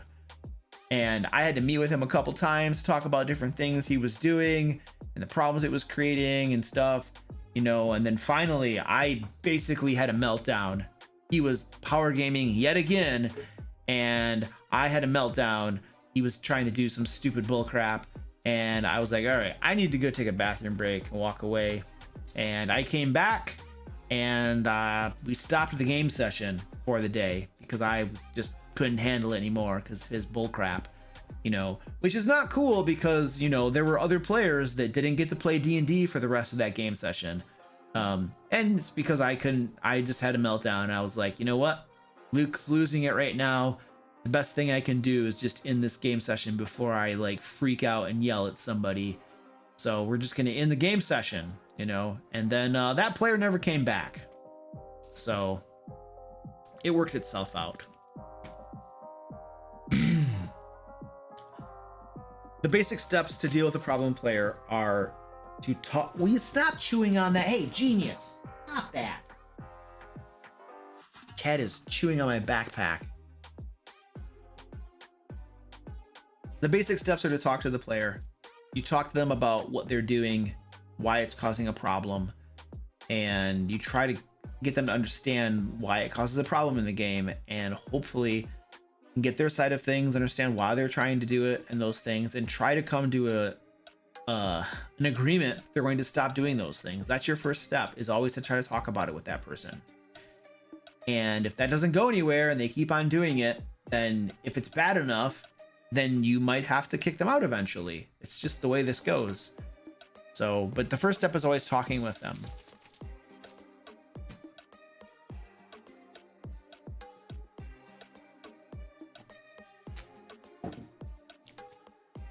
Mr. Gore says, I mean, this, like many other questions, is going to be a talk to your player type answer. Mr. Gore called it.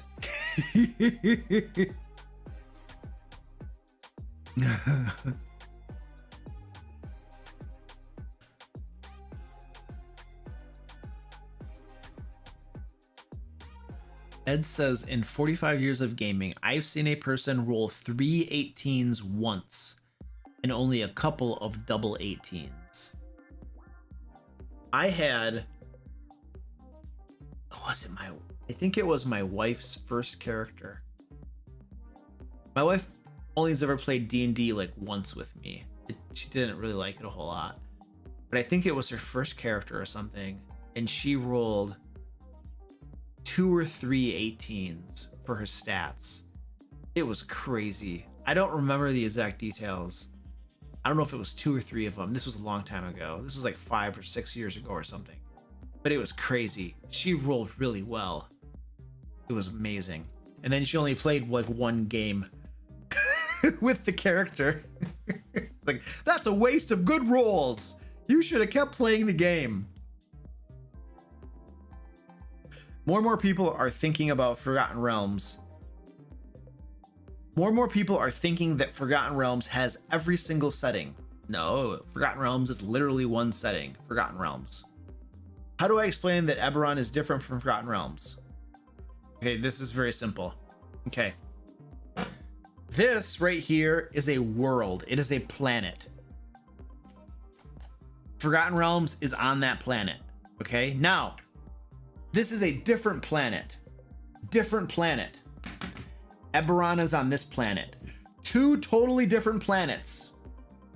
And they're in different planes of existence as well. There you go. You've explained it. Oops. I'm putting my stuff back in the wrong places. I answered that one. Where was that one? I think I got that one. I have 3 players who have become werewolves. How do you handle their loss of self-control when the transformation happens? I'm trying to not remove their agency and control, but it's so hard. Well, you know, it's kind of your fault. You had them get bitten. You didn't have to do it, and now you got to solve it, right? So you could ask your players to decide what they do when they become werewolves, because at the end of the day, it's a role-playing game, right? Like, you and your players are role-playing your characters and your NPCs. So if your character is during the day a fighter out to do good and help people, but at night they turn into a werewolf every so often, full moon, stuff like that, well then ask your player, okay, you're a werewolf, you're evil, you're out of control, you hunger for meat and blood and I don't know what else. What do you do? A good player, a good role player is gonna tell you exactly what they do. All right, I'm gonna go into town and I'm gonna patrol the streets. Do I find any victims? Well, yeah, you find an old lady. She's out, you know, doing X, Y, and Z. Okay, cool, I'm gonna go eat her. And then there you go, you're role playing it. So you don't have to take away agency and control. You can just ask your player, what does your character do when they're transformed into a werewolf? I'm gonna go out and find a victim. All right, cool, let's do this. You could have them, you could do a skill challenge. You can make a few different checks. You could say, look, you're gonna go out and find a victim. Great. Let's roll a stealth check. Let's roll an athletics check. And let's roll, I don't know, a constitution check or something.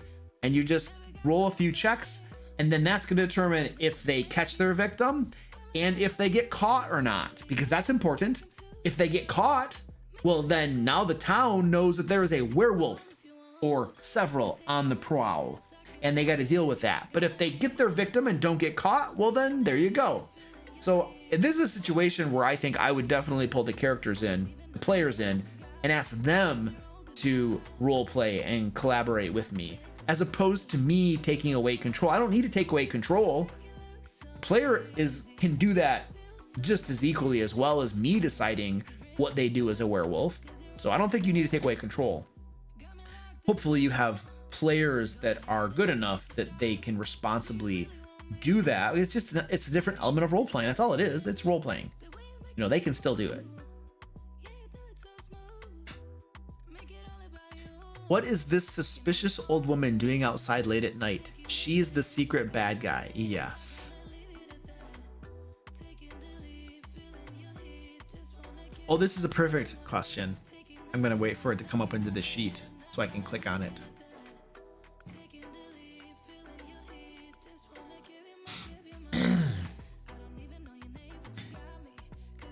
We need to get that one in the sheet. They didn't put question before it, but they asked a really good question about a dungeon master who's out to kill the party. Can we get that in the spreadsheet, please? I need to make sure that's in the spreadsheet.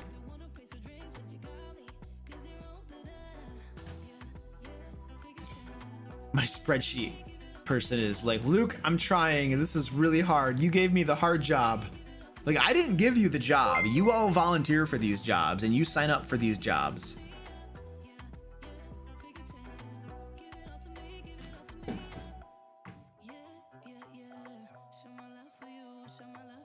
What did you think of the Honor Among Thieves movie trailer? Oh, what? Because I didn't make a video. I didn't make a reaction video, did I? Yeah. Like every D&D YouTuber and their mom was making a reaction video to that movie trailer. You know, they're like, oh my gosh, scrambling to like get their YouTube video out the day it came out or the day after. Like they're just like, gotta make a video. Yeah, I didn't do that. I just don't care. Like, so what are my opinions? Because I didn't make a video. And yeah, I'm making fun of the other YouTubers.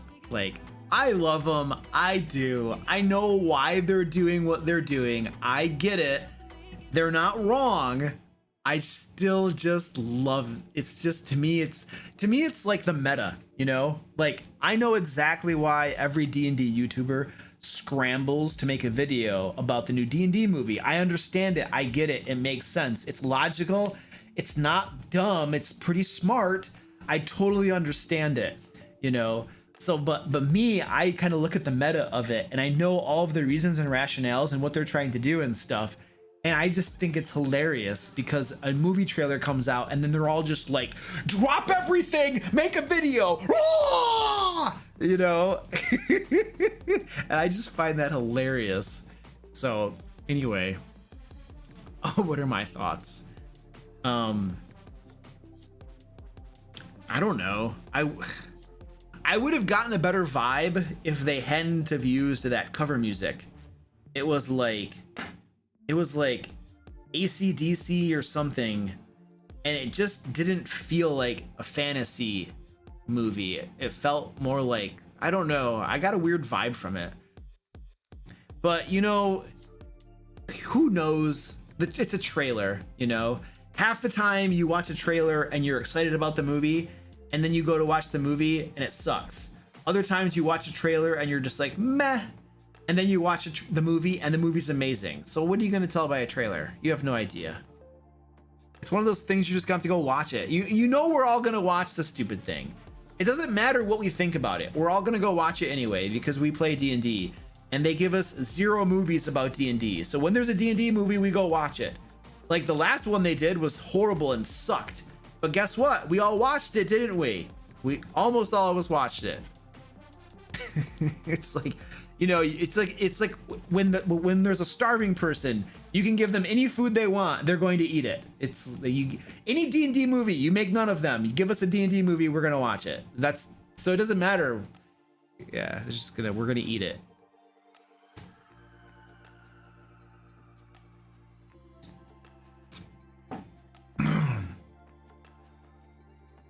I will say the trailer did not excite me at all. The trailer did not leave me feeling excited, like, whoa, I need to go. No, I did not feel that. I watched the trailer and I was just like, I hope this is better than the last one. You know, it didn't leave me excited, any of that stuff. I was just kind of like, because part of me felt maybe that I wasn't their target audience. You know, like a person who's been playing D&D for a while, who really likes D&D and loves D&D. Part of me felt like I'm not their target audience. Like this movie wasn't made for me. This movie was made for people who aren't quite as much into the game, who don't play the game a whole lot or not as much.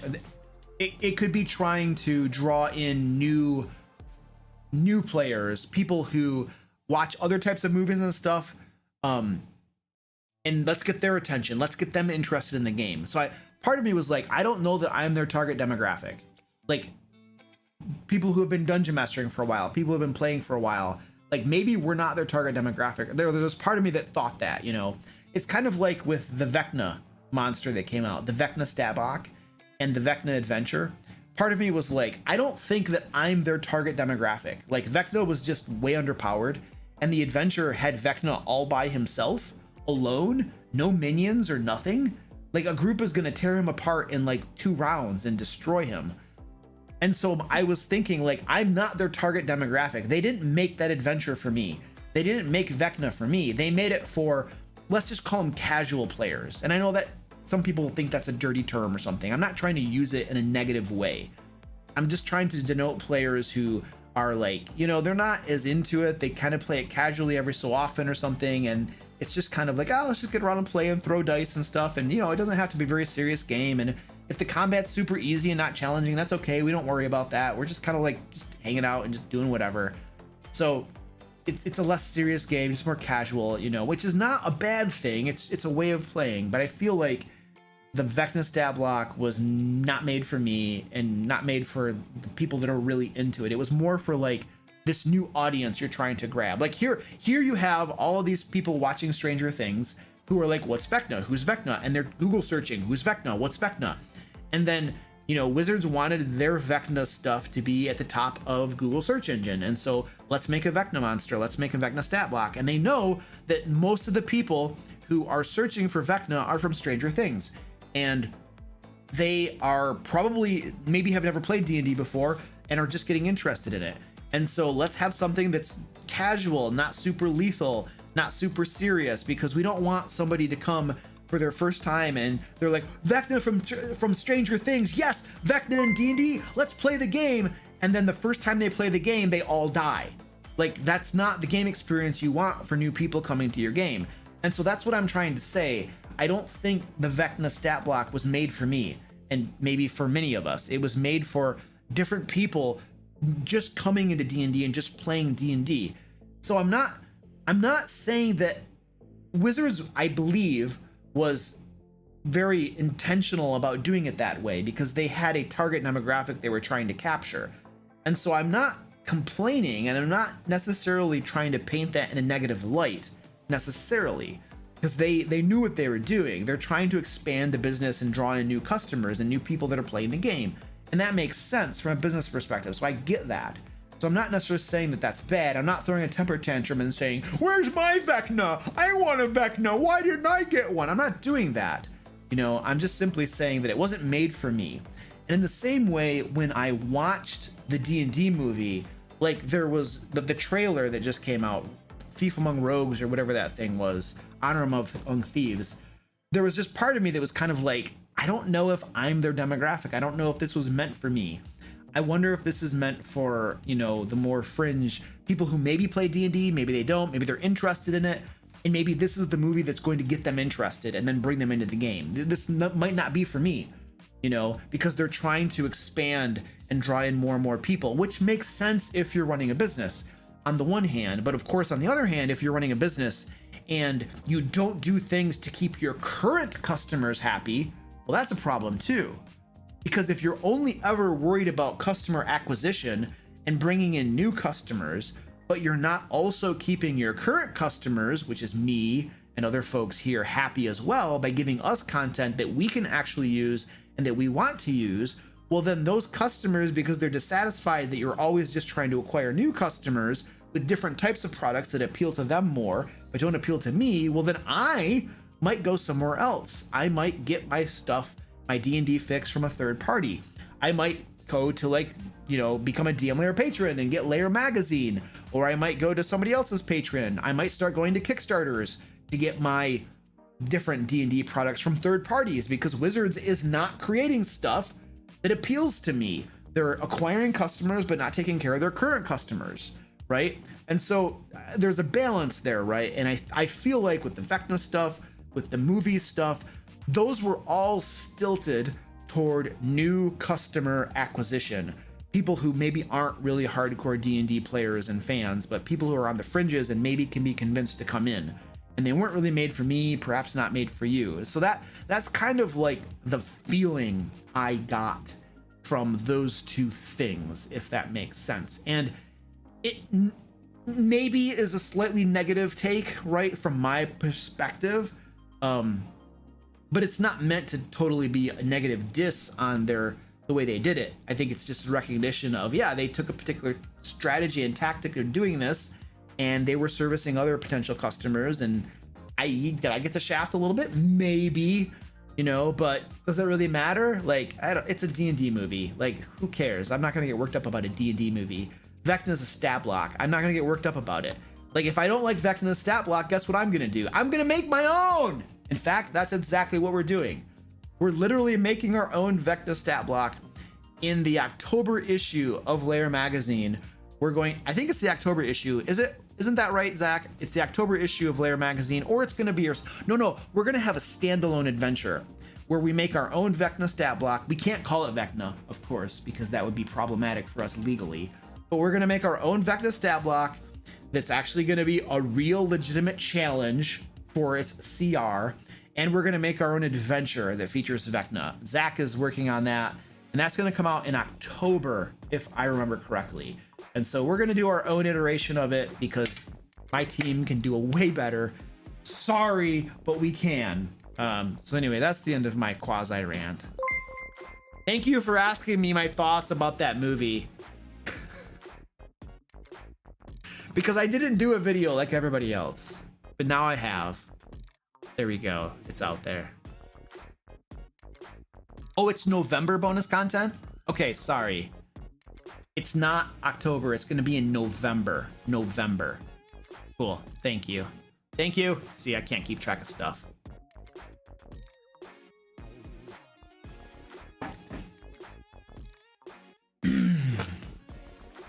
All right. Whee!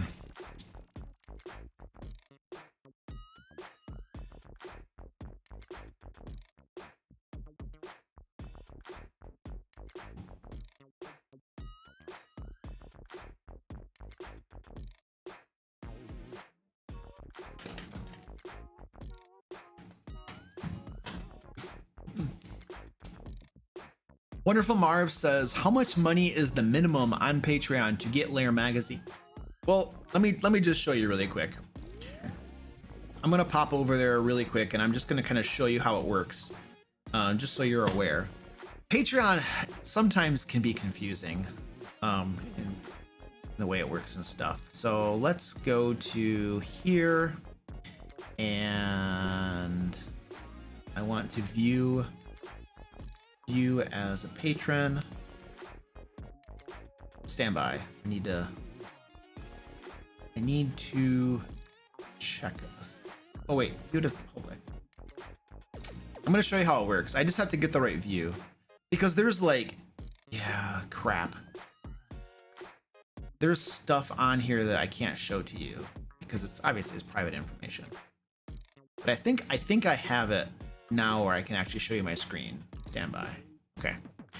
So if you there's a $5 tier, there's a $10, and there's a $15. If you want to get Lair Magazine, if you want to get the entirety of Lair Magazine, my strong recommendation is the $15 tier. It is the best tier. It is kind of like our flagship tier.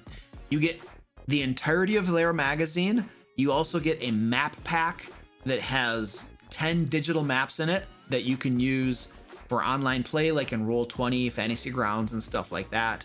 What else does it have? Lair Magazine is already going to give you over 50 pages of resources. It comes with digital maps as well. You get the map pack as well.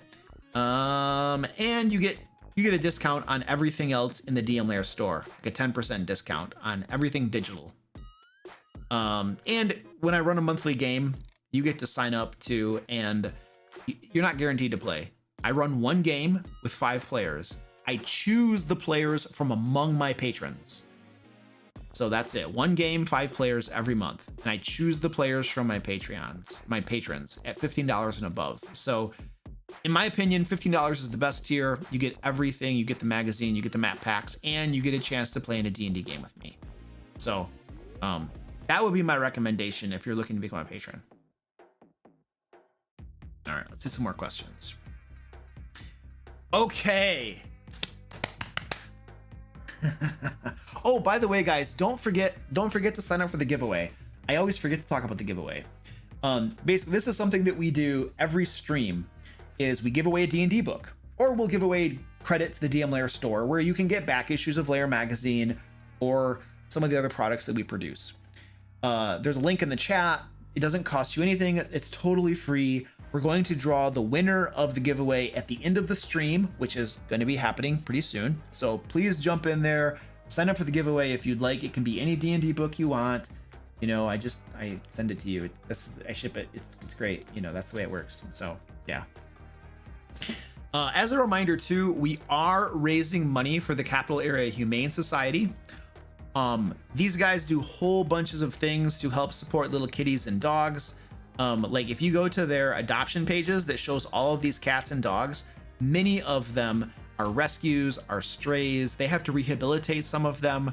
They literally go down south and get dogs that would have been euthanized, bring them up to Michigan, and then get them adopted. They have like a 97% adoption rate of pets being placed. These are pets that get homes and live happy lives and aren't euthanized. So if you want to help support them, 100% of all tips will go toward the Capital Area Humane Society. Also, if you tip $50, I will do push-ups. If you tip $100, I will dance on stream today. And if you tip $250, I will sing, dance, and do push-ups. And somebody has already tipped over $100, so I will be, what did they tip? I think they tipped 150 or something, but I have to dance. I know I owe a dance, right? Can somebody confirm? Penguin Butt or Goliath? What do I owe? Do I just owe a dance, or did somebody do a push-ups tip as well? I can't remember. I think all I have to do is dance though. Do you guys remember? I owe a dance? It's just a dance? Okay, cool. I'll do that at the end of the stream. At the same time, it was 125. Yeah, but that gets a dance. Okay, cool.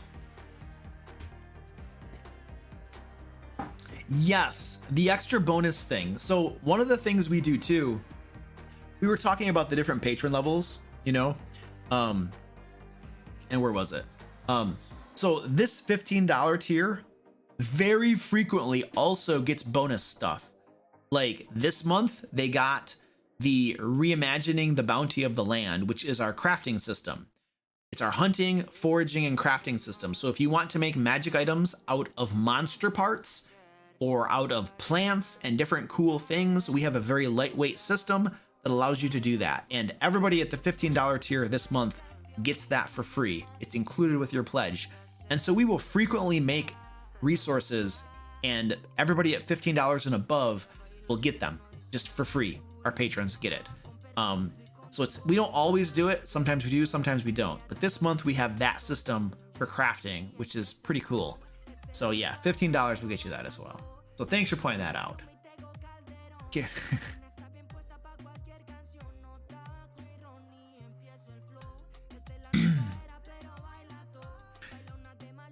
Question about Laircon. What is the date we can sign up for game slots at Laircon? So we're going to wait until a little bit before the convention. And what we're going to do is we'll just email you with a link of where you can go to sign up for your game slots. We're going to start getting some more of that information. We already have some games that have been submitted. And so I need to get that up on the website so that you guys can actually see those games and stuff. But what's the way this is going to work, the way we did it last year is probably about, usually I think it was like 2 weeks or so before the convention begins. We will email you with a place where you can go to sign up for the games that you want to play in. So that's the way that's going to work. I know it's not super fancy like some other big conventions have, but we just kind of work with what we got. But that's the way that'll work. A couple weeks beforehand. How many maps come in the map packs? 10 maps. 10 maps will come in it. All right, this is the question I was waiting that I wanted to answer.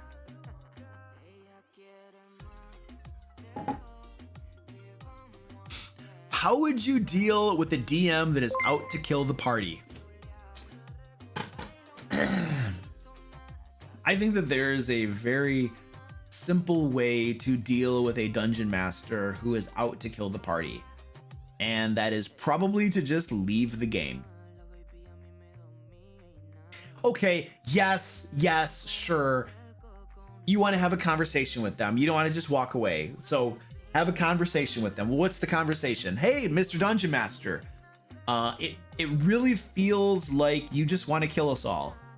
Like when I'm playing your game, it feels like your intention, your goal, what you want to do, and everything seems to be pushing and striving toward this is you want to kill us all. And it's not just that your enemies want to kill us and that you're role-playing them and they want to kill us, but we really feel like you, the Dungeon Master, want to kill us. You will be fulfilled and have fun and enjoy yourself more if you kill us all and all of our characters die. We feel like that is the reason you're running this game. You feel that it is you versus us, and your goal is to kill us. And if you achieve that goal and we all die, you're going to be happy. You're going to laugh and smile, and that's going to be the best day of your life here in this D&D game. And so we're expressing to you that that's the way we feel. We feel like you're out to get us constantly. And then see what they say. And if they come back and they're like, oh no, that's not the case at all, well, maybe you're making some progress. If they come back and say yes, because that's what the game is about, I am trying to play to win just as much as you are. And my win scenario, my win case is killing you all. And so yes, I'm trying to kill you. And yes, I have fun when you all die. That is my objective and my goal. I want to kill you all. Not just my monsters, but me as the Dungeon Master. I want you to all die in that game. If your Dungeon Master comes back and tells you that their express purpose and goal is to kill your characters and that they will enjoy that and have fun when you all die, then you should probably walk away from that game. Maybe you can reason with that person. Maybe you can try to convince them that that's not the right mindset and mentality to have as a dungeon master. But in my experience, the few dungeon masters that I've encountered that have that mentality, they're not people that can be reasoned with. They're not usually nice people either. They are out to get you, and they get their jollies from seeing you suffer and die in the game. So maybe you can talk to them. Maybe you can try to explain to them that there's a different way to be a dungeon master. You might link them to my videos and show me, hey, this person here, they're a YouTuber and they talk about a better way to be a dungeon master and a better mindset to have. You might do that. You might be able to show them, and they might grow, they might change, they might run their games a different way, but they might not. And if they don't, and their mind is closed, and they are just like, nope, this is the way I play, this is the way it's gonna be, suck it up, boy, then you probably just want to walk away. Find yourself a different game, hopefully. Or if you can't find yourself a different game, you become the dungeon master like many fine people have done when they were in horrible games run by bad dungeon masters. They say, I can do better, and they start their own games. So those are some options that you have before you.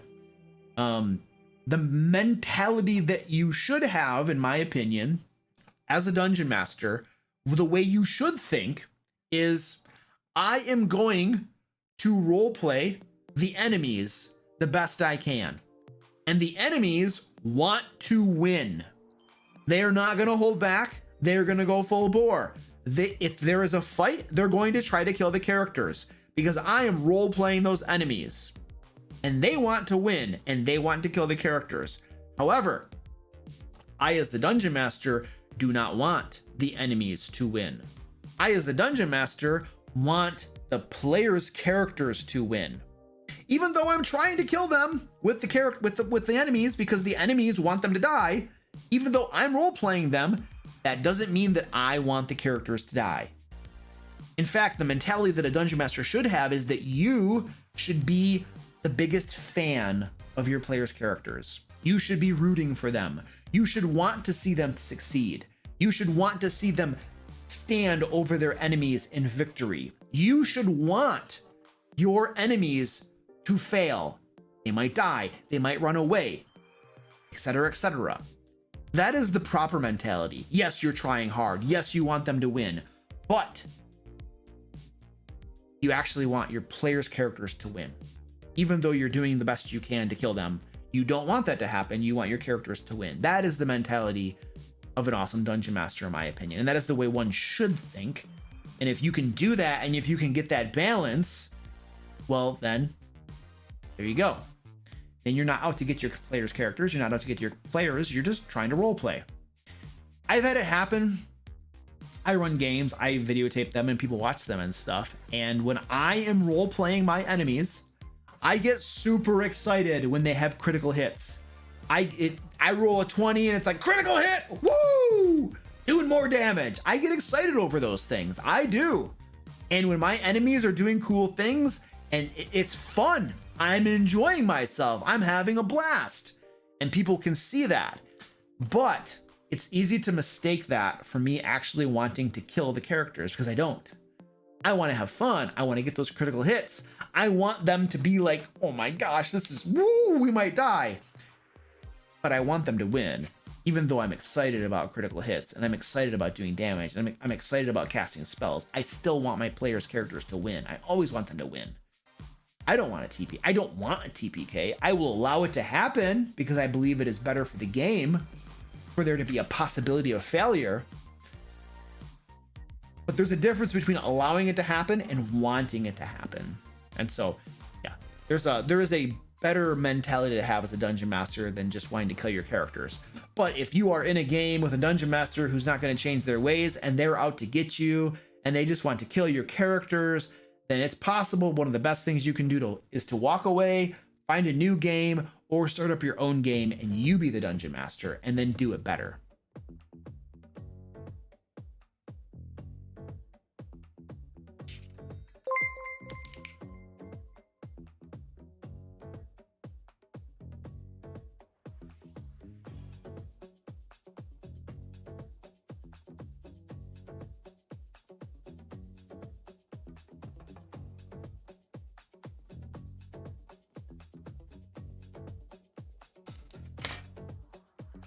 Right. A low-level party who insists on dragon hunting? Bad idea. Bad idea.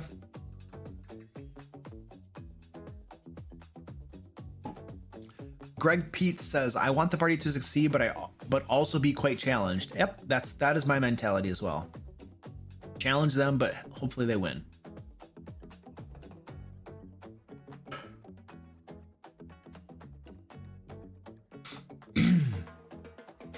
As a dungeon master, how much of the story do you plan out before beginning a campaign?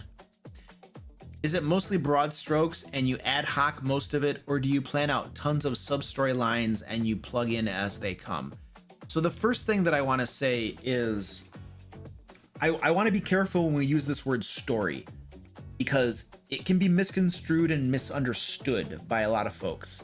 So when we think of the word story, what we can easily think is, hello, I am the dungeon master and I am telling a story. and I decide what's going to happen and how things are going to go. And that is bad. That is the wrong mentality. We don't want to approach the game as me writing a story or writing a book. That's not the idea. And so this is why I don't like the idea of calling it a story. I prefer to call it a situation, or call it a plot, or call it a backdrop of events, or call it you're planning out the villain and what they're trying to accomplish in the world and things that they're going to do.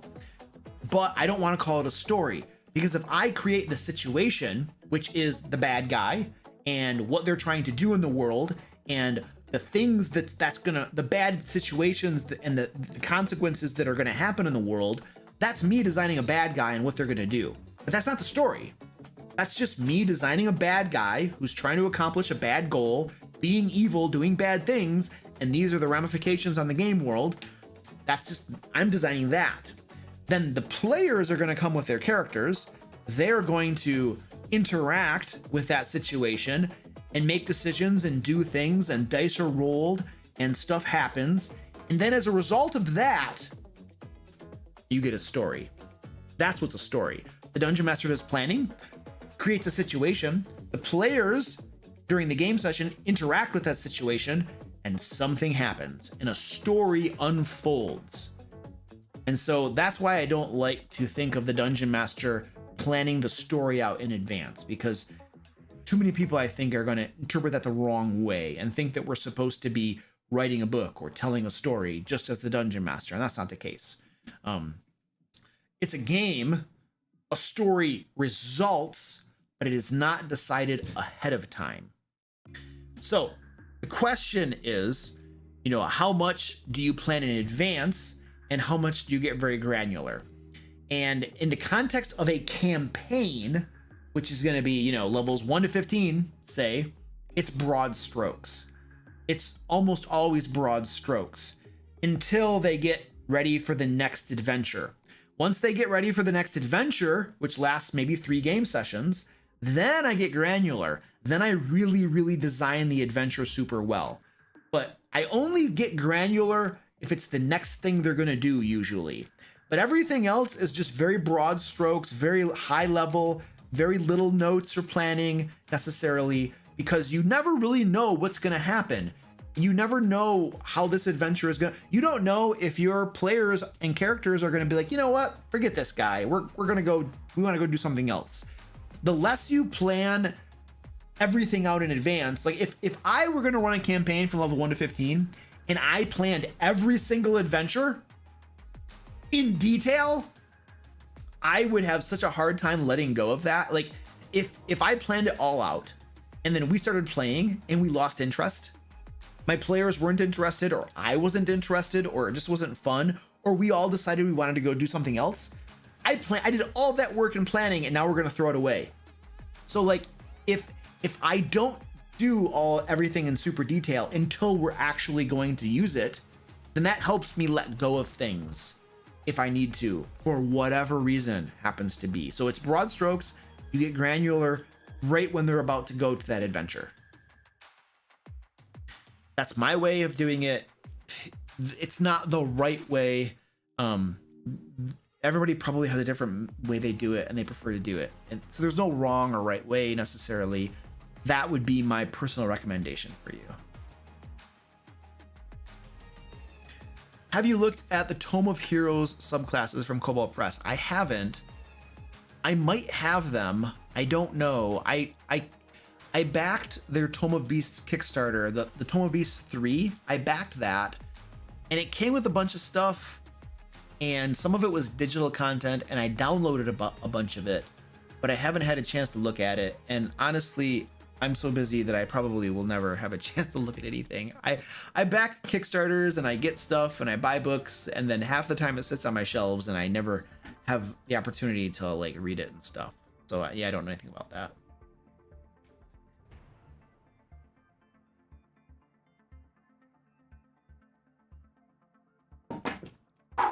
All right.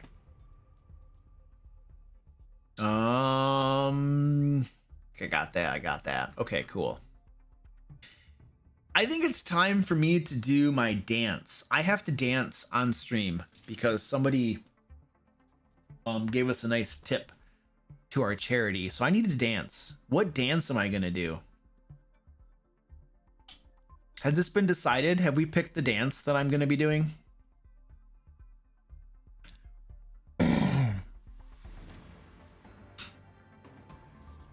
We have DM Lair merch.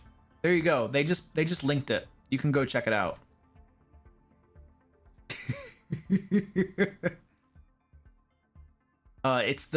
If you go to the link that Goliath Claire put up above, you can go get merch there.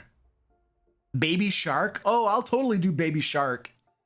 The Baby Shark dance? I've done that before on stream.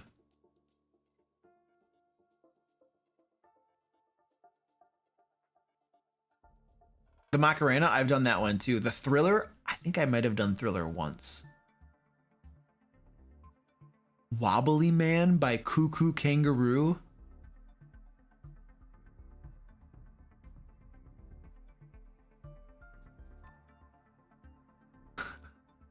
Flamenco?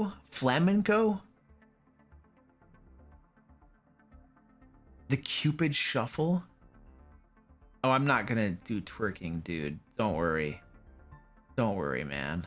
I would not do that. I would not subject you to that.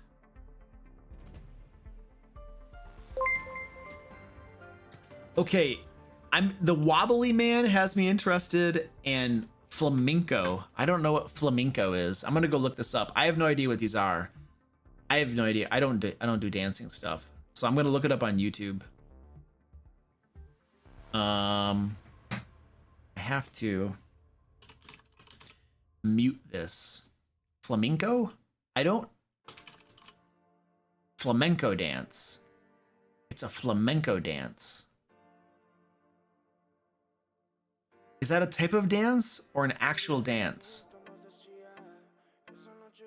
A floss?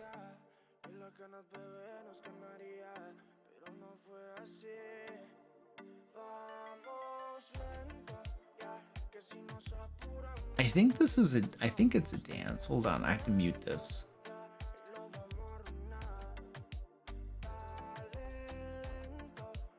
I just see a guy playing a guitar. All right, here we go.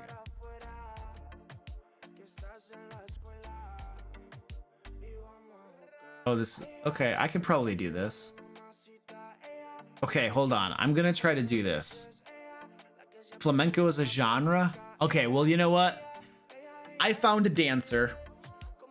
Whatever she's doing, I'm just gonna do it. So there we go. All right. Let me get us set up here. I'm gonna dance. This is gonna be ridiculous. Once I do this dance, then we're gonna draw the giveaway. So this is your last chance to sign up for the giveaway. There's a link in the chat, like literally right now. Go follow that link, sign up for the giveaway while I'm doing this dance, or you can just watch me dance too. So I'm gonna get our camera popped up so you can actually see me dancing. That should do the trick. And then I gotta start this dance. I can't play dance music because, you know, copyright crap.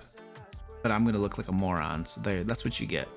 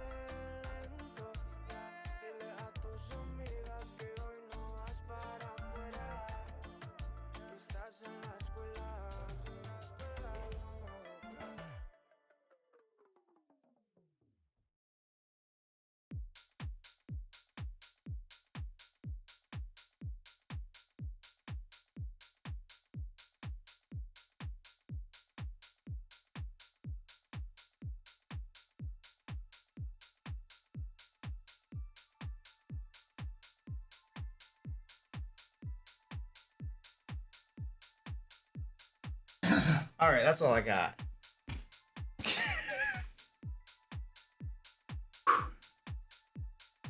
She keeps on, like, she's got a dress on. She keeps lifting the dress up and tapping her feet, but it doesn't work so well when I'm doing it. So whoever asked for flamenco, I think that was Mr. Owl. There you go, dude. Should I be feeling embarrassment for him? No, I get to feel the embarrassment. Look at this. Rachel says, better than I expected. No, wait, I take that back.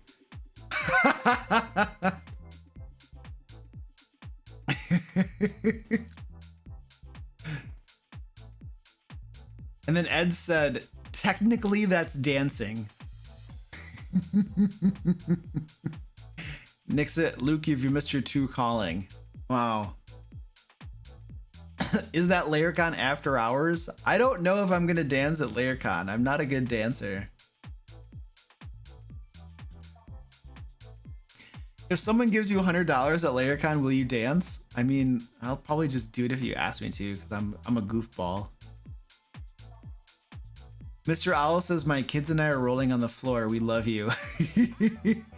Joseph, what did you just pay for? Joseph sent me a $50 super chat and says, I'll pay for that dance for sure. What dance? Flamenco redesigned next Lair Magazine? Yeah. What dance are you paying for?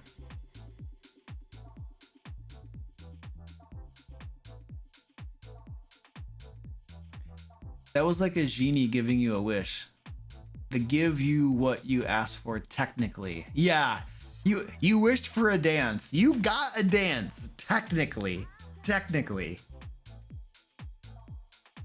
The dance was fire, by the way. I don't know what that means. Well, Joseph, thank you for the $50 super chat. I'm not sure what dance you were trying to pay for, though. Or the one I just did? The one I just did? Wow.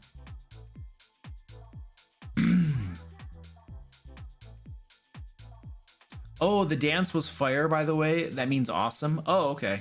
Oh, thank you. It's a compliment? Okay, cool. You kids. Like, you're using all these terms that I'm an old man. I don't understand.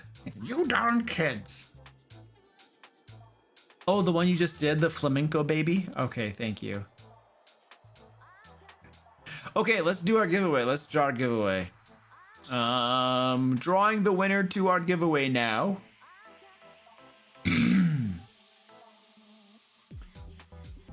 Draw winner.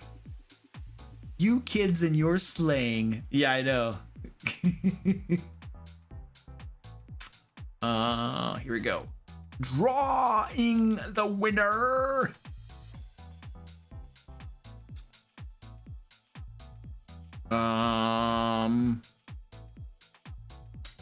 Stand by.